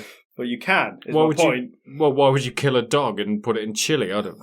Because it's hilarious, obviously. Is it? He has got a black eye, hasn't he? Yeah. He's got a swollen eye. Maybe it's a black eye where the bruising's gone, but yeah, there's definitely some swelling. Left hook as well, based on the eye that it is. Yeah. Trying to think who's a southpaw at this Regal. point. Is Regal around? I don't know. I can't remember when he joined. And the amazing part is that they start the match before the dogs come down. Yeah. I mean, the bell's gone now. Bossman could just leave and win. Yeah. Could have at least waited till he got in the ring. I mean, how did he... Oh, there's a door on that There's cage a door as on the well. cage. Oh, okay. Not that he's going to get in. Yeah, I don't understand it, because surely like the object would be like, you killed my dog, fight me. Yeah. But he's like, oh, you killed my dog, you're not getting in this cage with me. If anything, this could be the dog food match that fucking Roman Reigns and Baron Corbin had. That makes more sense in this context. And then the dogs come out, and I think the crowd cheer, and then immediately go, ugh, look at the jowls on that son of a gun. It's a Rottweiler. They don't really have much of jowls. I have a bit of an issue with this as Oh, do well. you? Do you have a bit of an issue with the Kennel from Hell match? Well, the fact that it's Rottweilers. I used to have a Rottweiler. My wife and me had a Rottweiler. I've met plenty in my time. And they are the nicest dogs. They are bloody lovely, aren't they? Like you'll ever meet. I mean, Buzz, our dog, was scared of everything. Yeah. Absolutely scared of everything. And they just look happy. Like when Rottweilers properly smile as well. Look, they come in and immediately start pissing everywhere, humping each other. It's just like, what did you think was going to happen? They are animals. There's a saying in TV, right? Never work with children or animals. Yeah. And this just proves the point. I mean, the fact that their owners are in there with them as well is just... Well, I think they're trainers more than owners. I don't know what the arrangement is here. But obviously, they've got to be well-trained dogs. Are they? Is that why they start humping each other? I mean, trained enough where they're not just going to freak out and attack people, but they have to also seem intimidating. This is the best thing that happens in this match right now. Oh, it is now, isn't it? I don't know. Oh, no, it's... Depends what you're I don't think referring it to. is. There's a really gnarly suplex that happens. But then they're like trying to set the dogs off. So you hear them barking, and that's all you get is barking. But like all the owners are trying like, no, get away from the dog. Stop playing with that dog. But the dogs are barking at each other. Yeah, well. They're not barking at Al or Bossman. Yeah, you run away from the dogs that aren't paying any attention to you, Al Snow. Oh, it's just that they try, and it just the crowd give them nothing because they realise. Yeah, it makes sense on paper, but dogs aren't that predictable. The fact that they play him up as being that dangerous as well, and the cameraman's in there with them, and yep, that's a good point. Oh, it's just the worst. Here's that suplex you were talking about. There it is. Oh, What makes that more awkward as well is the fact that because of the height of the cage above them and the fact it has a roof on them, Al Snow couldn't straighten his legs for it. Yeah. Otherwise, it would have just scraped on the roof, and God knows what would have happened. He had to bunch up a bit to just get over, didn't he? One other annoying thing about this match is Al Snow, hell of a worker, he's been around for longer than you think he has. Oh yeah, like knows the business inside and out. Big Boss Man was known for being like one of the best big men. Like, really good worker. Yeah. A load of people speak very highly of him. They could have had a singles match. Yeah, there's no reason why they couldn't have. And made it way more exciting than this. It's even done with it's for the hardcore title. The title where it's constantly on the line. Yeah. It could have been a hardcore match. I don't know. I mean, technically this is a hardcore match, but still. Cheers, Vince Russo. I've just realised I didn't hear him say that line first. Neither did I. They started to wrestle when the Dead Sea was sick. Oh, that's a great line. Again, dogs just barking at each other. They don't give a shit what's going on in the ring. No, they don't. And who can blame them? The crowd is absolutely silent. I mean, in any other match, that weapon shot would have got quite a reaction. Yeah. I don't know what it was, but it broke in half on Al Snow's head. Oh, he's busted open. And that shovel head, that is not faked at all. Oh, it's a piss take, isn't it? It's an absolute piss take. Oh, no, that was a baking tray, but that shovel head that is in there somewhere, fuck me. Yeah, there it is. Bossman, what you do now is you just run. You get out. End the match. Because that reminds me of the rules of this, Jez. You have to get out of both cages and both feet touch the floor. Right, so no pinfall. Nope.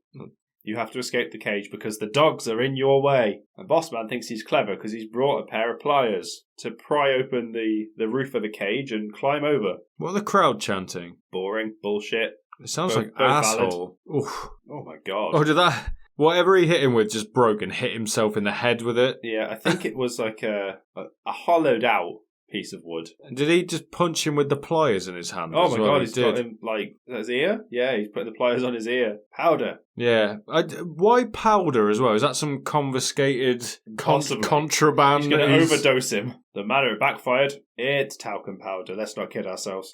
I don't like seeing these headshots in hindsight. Yeah, unprotected chair shots. It's always hard to watch in It's not even hindsight. just chair shots. There's just all sorts of different objects that they're hitting each other over the head with. Oh, here comes the shovel head. Listen to this. Doesn't even bend. You could probably hit him as hard as you want on the back, as he's got like that Yeah. body armour, hasn't he? Is JR talking to the dogs? Why is he saying it in a Cockney accent as well? He goes, Stay. "Oh, you fucking stay there, you dog! You fucking dog!" Easy talker. Yeah. No, the dogs don't care anymore. They're too busy pissing and shitting and humping. Yeah. Where is it? There's a bit. I don't know if it's past or was coming up where they hold one of their hands to the dog. Oh, it's here. Look. Yeah, this is it. He's like, come on, bite his hand. Bite his hands, and the dogs are like, I'm going to hump this dog here. It's just like, oh, for God's sake. Not now. I'm getting me end away. Put your little lipstick away and bite his hand, would you please? Weirdly, I think they're all males as well. Well, you got to assert dominance. True. Mm. Oh, fucking hell. He just doesn't even try and hit him. Oh, fucking hell. Another one as well. Big boss man just bumps him right on the buns. I'll have to find the clip, but there's a Hulk Hogan giving a chair shot to someone, and I can't remember who it is. I think it's Beefcake, but he's on the side of the Beefcake's, or whoever it is hanging out of the ring. And Hogan's got the chair, and he just taps him on the top of the head with it, and you hear Shivani on commentary go, "What?" After it happens, and it's the worst chair shot I've ever seen in my life. Alright, so Bossman has handcuffed El Snow to the ropes, but he's not just leaving. He's going to hang around for a bit. Yeah, I hang around. I didn't mean to do that. Weirdly, I think this is like a couple of months after that happened. Like literally 3 or 4 months after the man was hanged to death by The Undertaker. In a cage. In a cage. Should be more scared of cages than dogs. You think so, wouldn't you? I mean, he died in one. In kayfabe. I mean, he's a tough cop. Doesn't get PTSD. Is it kayfabe or kayfabe? It's kayfabe. Kayfabe. There was an old meme where an executive producer was someone called Kayfabe, and I think that's where it came from. Yeah, they used to do it in the old Slammy events. Yeah. The producer was Kayfabe. Pretty sure that's where it came from. Let us know in the comments. Don't test me, not when we're watching this match. Don't Andrew Martin you, I got it. Oh, Al Snow giving hit him Big with Boss Man some head. Hit him with a head. The big head. He did pull the head out of his sack. Oh, 1999. Gave him a good old heading. It was a different time, wasn't it, really? And here we go, both trying to escape. Bossman, rather than trying to stop Al Snow, who's on the door side of the cell, thinks, nah, I'm just going to go through the roof. Yeah, that'll be quicker. And there we go. And that's it. Al Snow wins. No drama, no tension. It's just, oh, I'm out. And both men look like they know what's just happened. Look at their faces. They should. They should know what just happened. We've just seen the first and maybe the last Kennel from Hell. I would bet good money that it's going to be the last. No shit. Actually, the only time it might happen is if they get those fucking Boston Dynamics dog things. AI dogs. Yeah, those ones from that Black Mirror episode. Yeah, those ones. But without the guns. What was that called? Metalhead. Yeah. Yeah. I mean, they could do it now with, like, cinematic matches. True, but maybe. They don't do cinematic matches anymore. This is goes to what you were saying in the intro to the last episode, is that WWE are good when they're backed into a corner, and obviously with the pandemic they were backed into a corner, and that's why we got those really good cinematic matches. It's also true of the full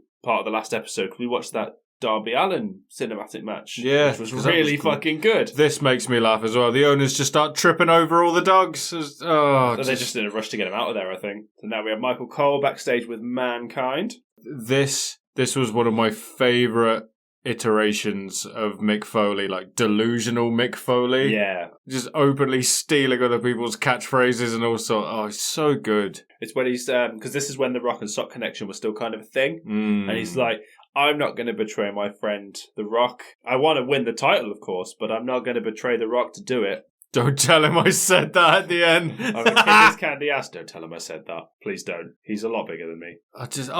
I'm so glad we still have Mick Foley. Yeah, what a man. And he's in good health. Yeah, he seems like the sweetest man. Yeah. Yeah, he wears an item of Christmas clothing every day. Love it. So good. Here comes Chris Jericho with, I want to say Mr. Hughes? Mr. Hughes. Yeah. Look at that hair. Y2 who? Y2J, Y2 gay, so much Jericho hate. This is also not long after he debuted. This might have been his first pay-per-view match. Yeah, I mean... X-Pac. It's like I said earlier, yeah, X-Pac. Because I'm pretty sure his debut match was against Road Dogg. Okay. Because I vaguely remember there being a Walls of Jericho on Road Dogg, like against a broken table. Oh, okay. I think he powerbombed Road Dogg through the table, and yeah, I think that was his debut match anyway. Look, he's so good at being an asshole. Yeah, I'm trying to remember. Oh, they're still taking down the fucking cage. Jericho is pretty much finished with his entrance now. He's got to enter the ring, but they're still taking down that bloody cage. I mean, Jericho's at this point is very good at milking it, just winding the crowd up. And he's still got to cut a promo on top of this as well. So, yeah, you'd be like, take your time demolishing the cage. Yeah. I think in terms of the timelines, though, because it was leading up to Y2J, so we were looking at the Millennium. That's when he debuted, because that's what that countdown was when he did that promo thing with The Rock. And we're like 4 months short of the Millennium, so it must have been around this time. Yeah. When he turned up. Weird. That's right. My name is Carolyn, and I'm a Jerichoholic. That's nice, Carolyn. If you had to take a sign to a wrestling event, what would it say? There's so many options. I'd probably bring something stupid and say that a certain someone eats corn on the cob a long way or something, just because why not? You? I would have one that says, "This is my wrestling sign." Yes. Proper WWE game shit. Yeah. I'm here to save this boring, brutal pay-per-view right after the Kennel from Hell match. Timed well. Yeah, who's to say he didn't come up with that on the spot? Like, they're already burying that match. Scamrock. That's what Jericho just called him. Yeah. He was really good at, like, fixing mistakes that he made. Like, in WCW, he stumbled over Bobby Duncan's name. He went, Bobby Duncan, and made a thing out of it. He's so good at thinking on his feet. Yeah. Listen to that bass. Funky. A sweet slap bass. Who are you, Victor Wooten? That's a reference I don't get. That's a very niche reference. If you'd have said Mark King, I'd have got it. Yeah, you could have had Mark King, could have had Les Claypool, but no, you went for whoever the fuck you said. Oh, you're playing bass? Who are you, Jaco Pastorius? Oh, for fuck's sake. Right, okay, enough of this. Geddy Lee. I'm a bass player for those that don't know. There's a lot of different Y2 gay signs out there. He's over in the wrong way, isn't he? They've done it with the letters, like Y2 gay. Yep. And then that one says like the word Y, as in Y2 gay? As in, why are you too gay? Yeah. X-Pac wearing red is weird. Yeah, I don't like it. Doesn't fit, does it? Curtis Hughes doing Grumpy Cat.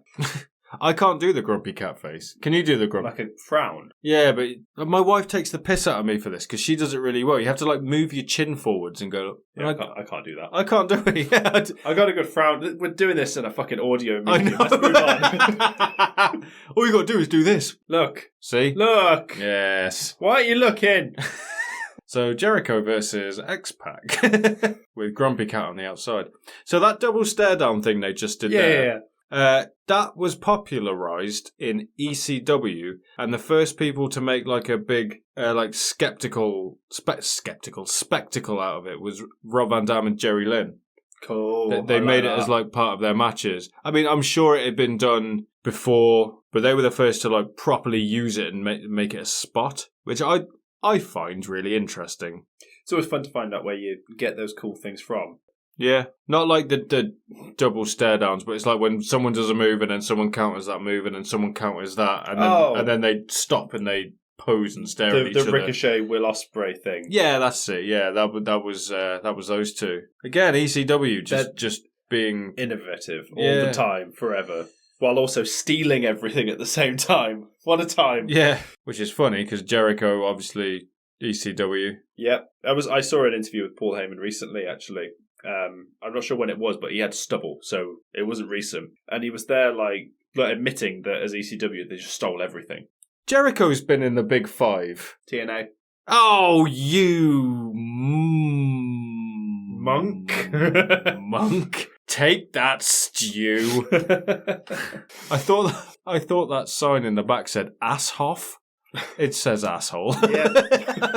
I thought the L was an F. How were we talking about? ECW, that was it. Yeah, I was watching a Paul Heyman interview where he just outwardly admitted that he stole everything. He didn't pay for any of the music rights, and he was like, well, we're up against two fucking billionaires. What do you expect us to do? And his Paul Heyman's dad was a lawyer. Yeah. It's just that they got away with so much stuff. Watching X-Pac do the Bronco Buster scares me. Despite the fact he's so small as well. He weighs about the same as we do.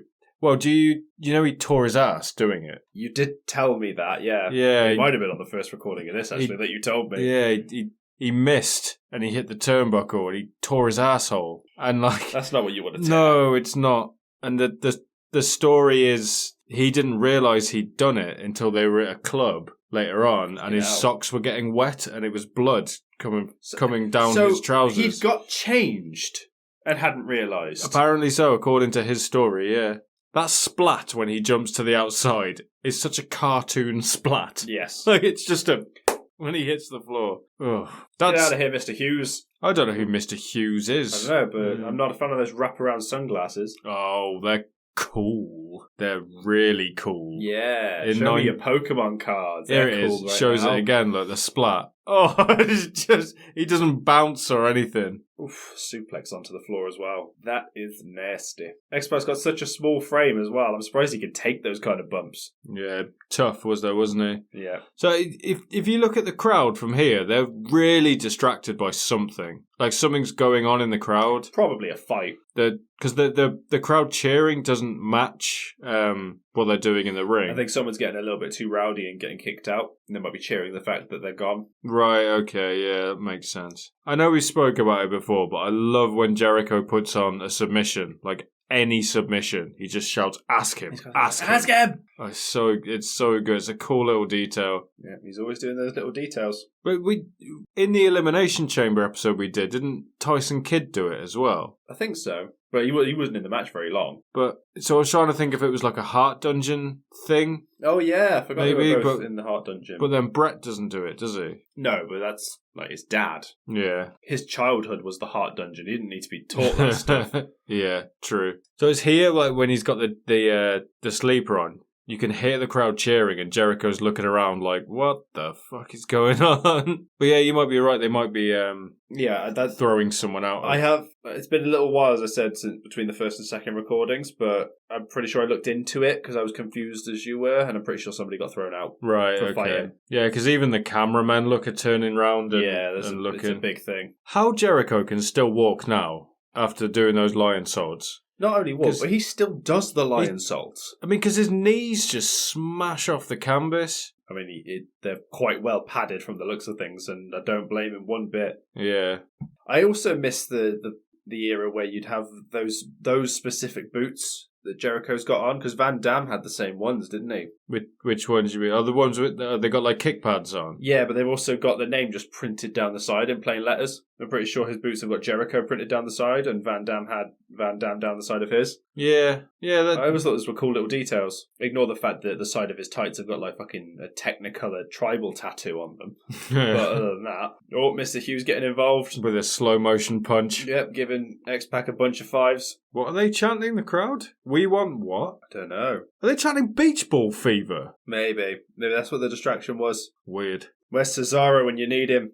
I will never understand how he tore a beach ball in half with his bare hands. You've seen that man. Oh, just, yeah. I've seen that man in person. He's fucking big. He's big, but he doesn't, like, his strength doesn't match his physique. Like, he looks like a strong guy. The man picked up the Big Show like he was nothing. That's what I mean. Like, no one's going to look at Cesaro and go, that's not a strong man. No, you go, of course. That's a strong man. But you don't look at him and go, that man is superhumanly strong. Because he is legit, like, pound for pound, one of the strongest men. That man can pick up someone who is literally twice his size. Yeah. It's nuts. I'll never forget the one suplex he did to John Cena. That's what really sold me on just how good Cesaro was. Yeah. I've told you about this before, haven't I? Yeah. He did it on Jack Swagger as well. Yeah, and he's about the same size. But you can't cheat with it, because like with a suplex, if you get your hips lower than the other person's, you got leverage. Yeah, to lift but it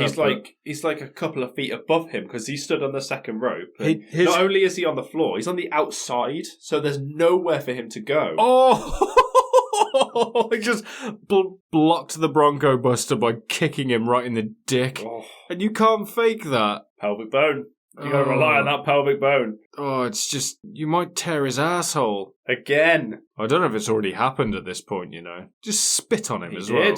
He did spit on X-Pac. You taking the piss out of The Undertaker there, Jericho. That's a WrestleMania match that never happened. What's that? Jericho Taker, I don't think. Yeah, it didn't, did it? This is the problem with like streaks like that. There's only so many people you can have face them. What about Austin and Taker? Nope, never happened at Mania. Whoa. It's weird to think about, isn't it? Yeah. Did Kane and Undertaker have a one-on-one match at WrestleMania? 2. Okay. 14 and 20. Okay. But like Rusev Rusev could have had it. I'm talking about people that didn't and probably could have had good matches. Yeah. Oh, I don't know about that. Rusev would have been around the time Taker was getting a bit older, and I think Rusev's too much of a brute, I think. That probably wouldn't have ended too well, I don't think. I think it would have been like good story-wise though. Oh, yeah. But yet you've got Mark Henry. Yeah, I mean, Albert. Oh, no, he did. Yeah, Albert did. It was a handicap match, wasn't it? Yes, because Nathan Jones is fucking greener than Shrek shit. Yeah. Didn't they decided that just before they were about to go out? They were like, oh, actually, no, He was there at the show. You saw him at the show. He's doing all right for himself now. And yet some people have faced him 3 times. Only one person has faced him 3 times, but someone's faced him 3 times. At Mania? Yeah. Triple H. Triple H is the one. Match is over. DQ finish. Oh, actually, well, the bell was ringing, but, like, the referee's down. Oh, knows? I don't know. Yeah. So, throughout this match, there were multiple DQ opportunities that weren't called, and the match ends while the referee's down. So no one's called for the match to be over. You could argue that they're not real referees, though, are they? Yeah, but someone's got to call it. Yeah. The fucking timekeeper and bellboy? What are they called? Bellboy. What are they called? The ring timekeeper. Yeah, but he doesn't ring the bell. The ring man. The ring man. The ringmaster. The bell fucking man. Kevin Sullivan. Get him on it. Yeah, no, don't get him. No. Yeah, did they go into business for themselves? I was like, fucking ending this. What is their name? I'm assuming bell ringer is the word, but it doesn't sound right, does it? No. Let us know in the comments, because we're fucking stupid. Ring the bell in the comments. Yeah. Oh, no, that's suck my fucking dick, dude. That's an actual thing on YouTube, isn't it? It is on YouTube. Oh no, I've done it! You've done it. You're one of us now. Never. Road Dogg on his own makes the save. Yeah, I'm pretty sure Road Dogg was Jericho's first opponent, which is where that came from. Makes sense. Oh, is it your time? Is it Triple H? You should put that in a song. Foley's double arm DDT never looked impactful. No, it wasn't really his finisher though, was it? I mean, he won with it. He had the mandible claw. He won with it there. When you think Mick Foley, you don't think double arm DDT though. No. Leave JR alone, Triple H. So now we're filling in the gaps for the title match, which is next. And we're going to be proved very wrong from the beginning of this pay-per-view, from the timeline. So this is when Mankind won the title for like a week. Yeah, it wasn't long, was it? And then Triple H won it back. Yeah, that was the... Yeah, it's always a bit tainted for me with Foley winning the title. 'Cause do you remember what was happening in WCW at the time? I remember the exact incident of what they were doing. Like, because WWE was pre-recorded and WCW was live, they were just spoiling the ending every week. I don't know if they did it every week. But they did it that week. They did it that week, and it was... Shivani, oh, that'll put butts in seats. No, but it made people change the fucking channel. Do you know what happened to the people that didn't change the channel? Go on. Finger Poker Doom. Oh, for fuck's sake. I didn't know that was the same week. Which is just ridiculous, isn't it? Also, this music is like an advert for a weird, like, cop show. Or a medicine. It's so strange. Ask your doctor about Xyloprax today. That's what this is. Will he catch his man? He's been after him for 2 weeks.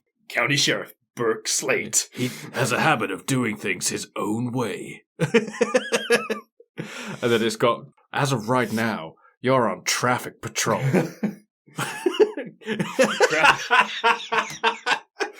Traffic control will be back after these messages. Do you have erectile dysfunction? It's all the same. It all fits. Ask your doctor about stiff patrol. Jesus Christ. Oh, God. It's still going on. The promo's still going on. It's gotten more intense, though. Yeah. Where's the van? The van was supposed to be here. Shut that fucking dog up.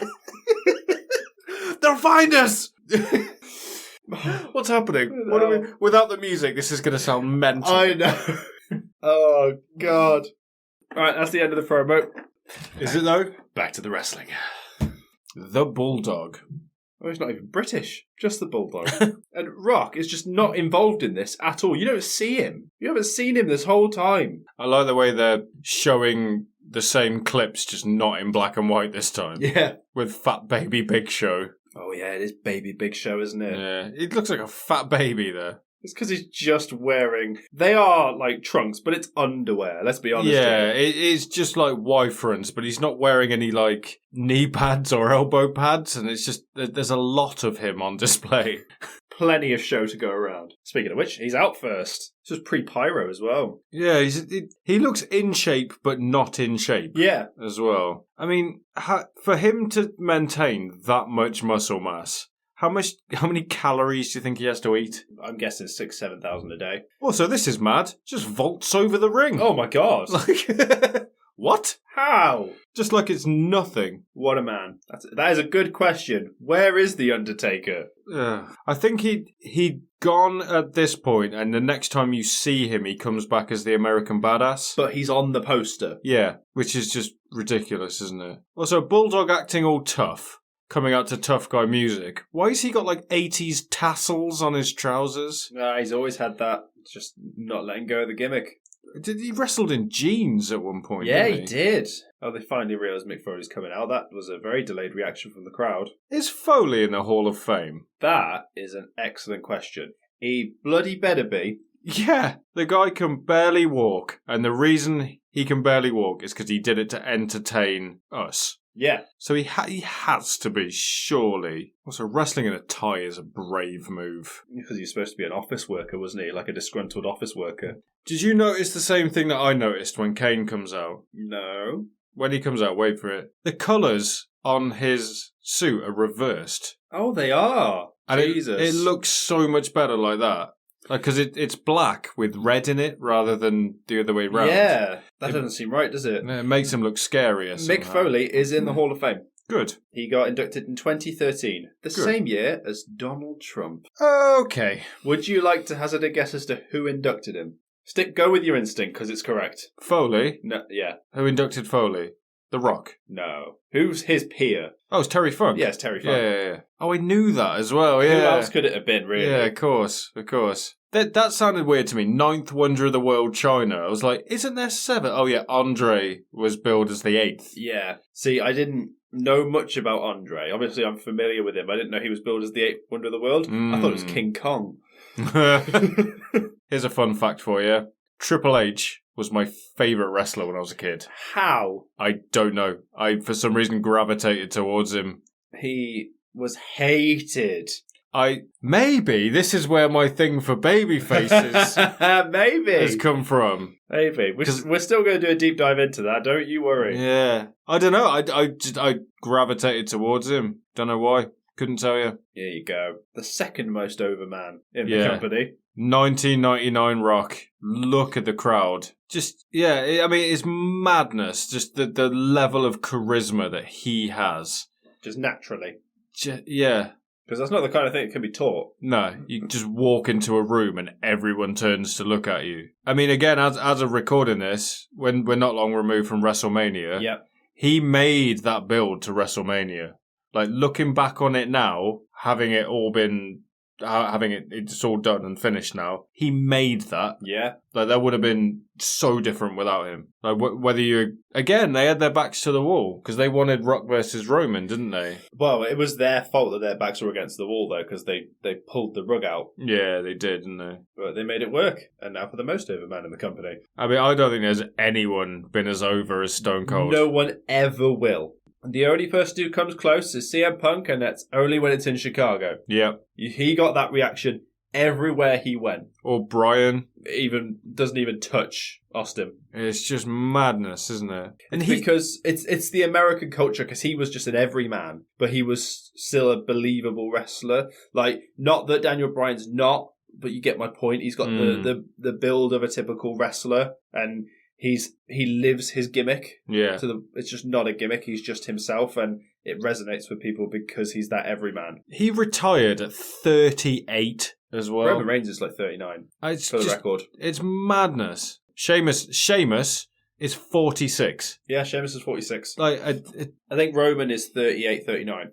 It's just nuts, isn't it? So imagine if Roman never came back now. That's the kind of length we're looking at. Yeah. And obviously Roman's been there from the beginning. Steve Austin spent time in WCW. Mm-hmm. But this was around the time where he was having injury problems, but they kept him on TV anyway. Why the hell wouldn't you? Yeah, exactly. That's why we got like Sheriff Austin and things. They're fighting with WCW at this point. I believe at this point they may have had the upper hand because, as you said before, the Mankind incident and the finger poke of doom, I think the tides had shifted, but they couldn't take their foot off the gas. Mm-hmm. They had to keep going. So why the hell wouldn't you keep Steve Austin around? Yeah, I think because it was 83 weeks where WCW were top of the ratings. Yeah. And it was around, they started swapping around when Vince started feuding with Austin, wasn't it? And they pushed Austin. That was like mid-98. Shut me up then. I don't know what I'm talking about. I mean, you could be right, but it might be that this is the point where WWE were firmly ahead. How long do you think Stone Cold was thinking about making a six-pack joke when he came out? I'm sure he had a six-pack of six-pack jokes ready to go. I know he says a few in it, but... I tell you what, JR, I don't know about six-pack challenge, there's only one six-pack I want. I think that might be verbatim what he says. God bless that man. Kane does not look very tanned, does he? He looks about as pale as Foley's shirt. You've heard Big Show talk about Kane, haven't you? Strongest guy, yeah. he reckons, yeah. I think it was an episode of Table for Three. Yeah. And he said, like, he is by far the strongest person he's been in the ring with. He said, like, there's been a handful of people who have picked him up, like Cena's done it, and Cesaro's done it. I remember him saying when he gets picked up, he said that Kane can pick him up and hold him there and walk around with him. Yeah. Henry is stable, and he said when John Cena picks him up, like, he is stable, like he's not going anywhere. Yeah. Which is just... But Kane's legit one of the few that is like 7 foot, isn't he? Yeah. I think him and Nash are like 7 foot, so they are big men. Well, considering one took the other's gimmick, that kind of makes sense that they are roughly the same height. Didn't even make that connection then, yeah. Yeah, but Big Show did say, like, Kane's the one where he was most confident that he had him and he wasn't going anywhere. I know Big Show's got a story where Kane picked him up and put him on his shoulders and just walked around the ring with him. Yeah. And Show's going, "Put me down, you son of a bitch!" Kane's like, nope. Yeah, I think Kane he almost suffered from the gimmick issue. Because his gimmick was so strong, people were genuinely scared of him, and people didn't quite see what he was as an athlete. Like, it's only now you and I are really appreciating around this time what he was doing. Yeah. Because look at the size of his arms. And when you think about it, for a big guy, to my knowledge, didn't really have any time off due to injuries. Nope. Or anything. He was he was consistent and he was just always on TV. I don't recall the time he was injured, actually. Now that you mentioned it, I've never thought of that. It's mad, isn't it? You're absolutely right. The only time I remember having time off is for movies or for mayoring. Movies, mayoring, or storyline. Yep. Like purpose, and when he gets like buried alive and stuff. And the fact that he used to come off the top rope as well. Yeah. For a man that size is absolutely mental. Yeah, like you say, we didn't appreciate it. It's just incredible. And I'm glad we can look back on it now with rose-tinted glasses, because we didn't then. I don't know why they didn't have Kane versus Undertaker as Taker's last match. I think it was just a conflict of timing, because this was... Well, so this is mad, sorry, just to interrupt you. Kane doing an enziguri and then a drop kick. Yeah, told you. It's ridiculous what kind of an athlete he was. I'm pretty sure around the time of WrestleMania 36, Glenn Jacobs was mayor. Yeah. Which produces a conflict of interest, but at the same time, he had the COVID to worry about. He'd have been very, very busy. This is really off topic. Have I ever told you to read the book Blood Meridian? Cormac McCarthy, right? Yeah. And, you have told me to read it. Have you ever read it? Nope. Oh, right, okay. I've read 2 of his books, that's not one of them. There's a character in it called the Judge, who's this really, like, enigmatic character that, like, comes out of nowhere and just appears in various different places. And the way they describe him is I just picture, like, Glenn Jacobs. I could imagine that. If they ever did a film about it, which I don't think they will, they should cast Glenn Jacobs as the Judge. They do like making films out of McCarthy books, so...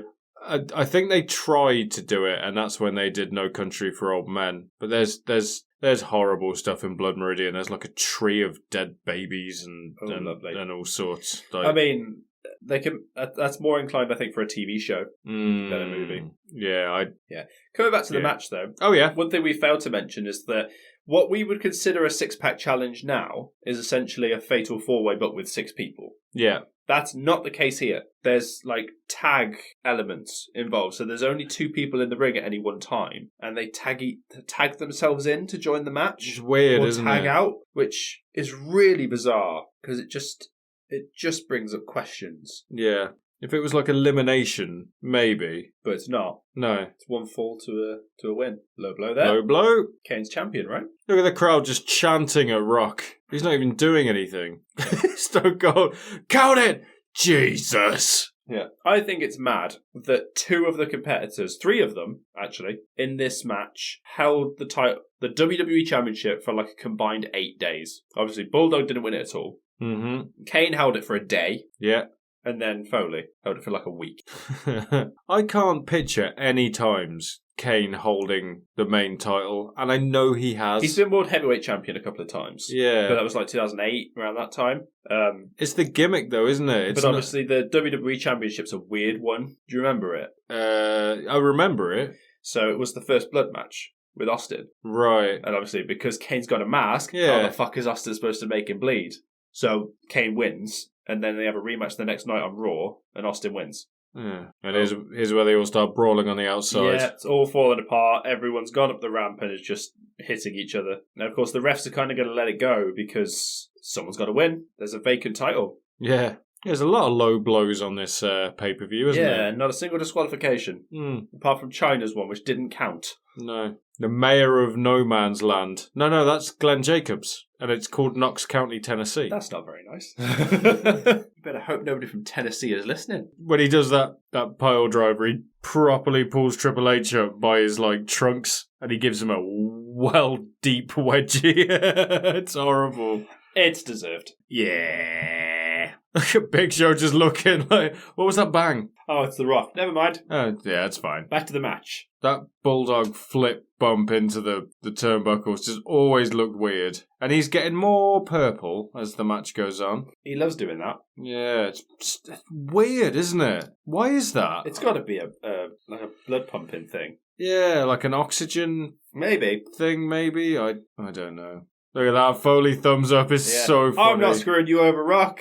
We're friends. The Rock's like weird foot shakes when he does stomps. I never understood it. Yeah, it's just pageantry. I mean, you remember what his finisher is. It's all pageantry. Yeah. I mean, he only did that to, like, pop everyone in the back. Exactly. Oh, here come the refs. So they're done picketing. and they're down here now for some reason. I think it's because the ref in the ring was one of the actual refs. Yes, he was. You're right. And I think they're coming in to be like, oh, you're not one of us. Yeah. We're a union. What the fuck are you doing? Big Show just grabs Mankind's face and shoves him to the ground. I like the story that Big Show told about Austin was the one that taught him how to sort of be a big man. Right. He used to tell him to, like, fire up in the ring. Like, you're a big guy. Just fire up. And Austin would just, like, wind him up in the ring. Like, slap him really hard.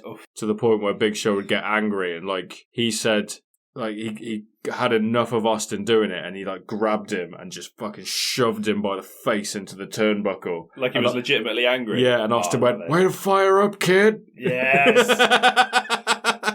It's such a good little story. That's one way to break the anger instantly as well. Yeah. Just like, I imagine Big Show steps out of his, oh yeah, I'm here to do a job. Yeah. But that's when apparently a light went off in Big Show's head and he went, I am 7 foot tall. I am a giant. I can just do that to people. And the people will eat it up. Yeah, because I think he was too worried about hurting people. Right, is this when Rocky takes the piss out of the Big Show? Because Rock's been tagged in, he's hitting Show, but there you go, he's down. It's a hell of a clothesline, isn't it? I love the way The Rock does clotheslines, because he seems to, like, chuck his full body into it. Oh, don't take Austin's beer. He is stupid for doing that. The Rock takes a Steve Wise and doesn't even drink it. That's even worse. What a waste of good beer. It's blasphemy. Austin's there, like, you're damn right. Oh. There you go. It's Austin talking about how dare he waste beer. Yeah, that's a waste of good beer. I bet Austin was loving this point in his career. He's like legit sat talking down a microphone, drinking beer. Yep. Getting paid God knows how much. Look at that Kane just stood up with Foley on his back and then just muscles him over to the front. Stupidly strong. Just going for the tombstone. Is he going to hit the tombstone? Oh, he's going to get it. Yeah. Oh, Foley, you're going to get it. I hate the way he would drop to his knees as well. He wouldn't place his knees on the mat. He would jump almost. Yeah, I think he had to make it more vicious than the Undertaker's because he was Undertaker's younger brother. No, he's supposed to be the older brother. Okay. In kayfabe, I don't know what the actual age difference is between the two of them. There's Kane jumping off the top rope, like you said. I don't know why, but I am Jesus Christ. Yeah, Bulldog picks up Kane, and I mean picks him up. Like doesn't just like use the momentum. He had him. Yeah. Oh, Triple H giving Bulldog a pedigree. Oh, that looked rough as well. They're tucking their chin. I don't think they've quite learned how to take it properly. And there's Mankind, turns on the Rock. Did you ever see the first pedigree that Triple H ever did? Not the Ultimate Warrior. No. This is the one where the bloke didn't know how to take it and he spiked himself. Yeah. I didn't know that was the first one. Yeah, spiked him right on the top of his head. Because I think the story as I remember it is he thought it was going to be like a flip sort of powerbomb move. And obviously when Triple H held his hands, he couldn't get the full rotation of the flip and landed right on the top of his head. Foley had Rock in the mandible claw, but he's countered into a rock bottom. And they're both down. Everybody's down. Who was it that said Triple H was never the guy? He was always the guy that worked with the guy. I don't know, actually. Bret Hart. Was it? I think Bret Hart said that, yeah. Do you agree with that? I mean, time has proved that very wrong. Yeah, now I know that, yeah. I mean, the man was champion for a long time. Yeah? I don't think that's true. Around this time it probably was, but he still had time. Bret's just a very bitter man now, I think. Can't say I blame him. Oh, the referees are dragging that one ref out for the 3 count. Show should have had the title there. And now they're all beating the shit out of him. Oh, is this where Austin comes out and just leathers them all? Austin ain't having none of this. Here he comes. Look. I mean, he's nowhere near half of them. It's funny to watch. I love the way he puts his hat back on as well to chase Earl Hebner, look. Fuck you, Earl Hebner. Bang.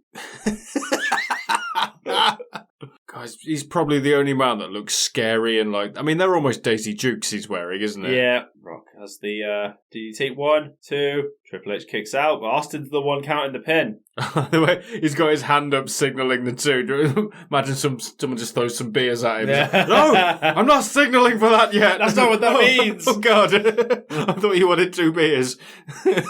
It's always impressive how he catches the beers, regardless of where he is. I think that's on the thrower as well. Yeah. Like, I think at the end of this match specifically, he stood on the other side of the ring, so the ramp side, and someone throws it from the timekeeper's area, and he barely has to move Yeah. to catch it. Rock bottom onto Triple H, and here comes the people's elbow. Yeah, but he stood on the wrong side. You're not facing the hard cam. Didn't know this was amateur hour. 1, 2, and Show drags Austin out. Another low blow. I mean, it's the ref doing it to the... Yeah, and also the Bulldog just hit Rock with a chair, so...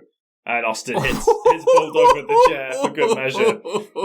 Oh no, he says. 1, 2, 3. Triple H wins. Triple H wins. Decent match. Yeah, I mean, it was slow beginning because you had that tag stipulation, but once it got going and it all fell apart, it was really interesting. And order is restored and Triple H is champion again. Yeah, but gotta send the fans home happy. With Triple H? Well. Oh yeah, of course. Yeah. Takes a stunner straight after winning, and then you get the Austin beer bath celebration. Yeah, well, Triple H is, Steve Austin, sorry, is like, I'm going to make sure there's a winner, but they're facing me for that title. Once I'm back, that title's coming straight back to me. I like the fact he just chucks it in the air, then turns around and goes, actually, did that hit him? He had to go at Rock earlier for wasting beer. He literally has like a mouthful of that. But it's his beer. It's his beer. He can do what he wants with it. Chucks it all over Triple H. There you go, well. like that. He's on the other side of the ring, and he didn't even have to move to catch that. Absolutely coached Triple H in it as well. Triple H doesn't drink. Apparently never did. Wow. That's why they wanted him in the clique, apparently, so they could be their driver. Nah, that makes sense. Yeah, it's weird to think Triple H is from that generation and that time. Never drank, never did drugs. And look where he is. But then he feuded a lot with CM Punk as well, which is quite interesting. I believe he must have poked at that at some point in their promo battles. Yeah, maybe. Possibly. But that was Unforgiven 1999. I still don't forgive it. No. In 2000, well, just the 2024. One match. Just the one match. Yeah. I mean, the rest of it was decent. Yeah, some slow moments, but what pay-per-view doesn't have slow moments? Yeah. And then Kennel from Hell can just get in the bin. A long walk off a short pier. I mean, I do fancy a chili now. I don't know why. Yeah, it's weird, isn't it? Or a hot dog. On that note, thank you for listening to us talk over Unforgiven 1999. This has been the Headlock Talkover podcast with me, Jeremy, joined as always by Jack. Please consider giving us a like, comment, subscribe, follow, anything on wherever you're listening to us. Every little helps. Please let us know if there's any other pay-per-views you'd like us to talk over in the future. Until next time, bye! Bye!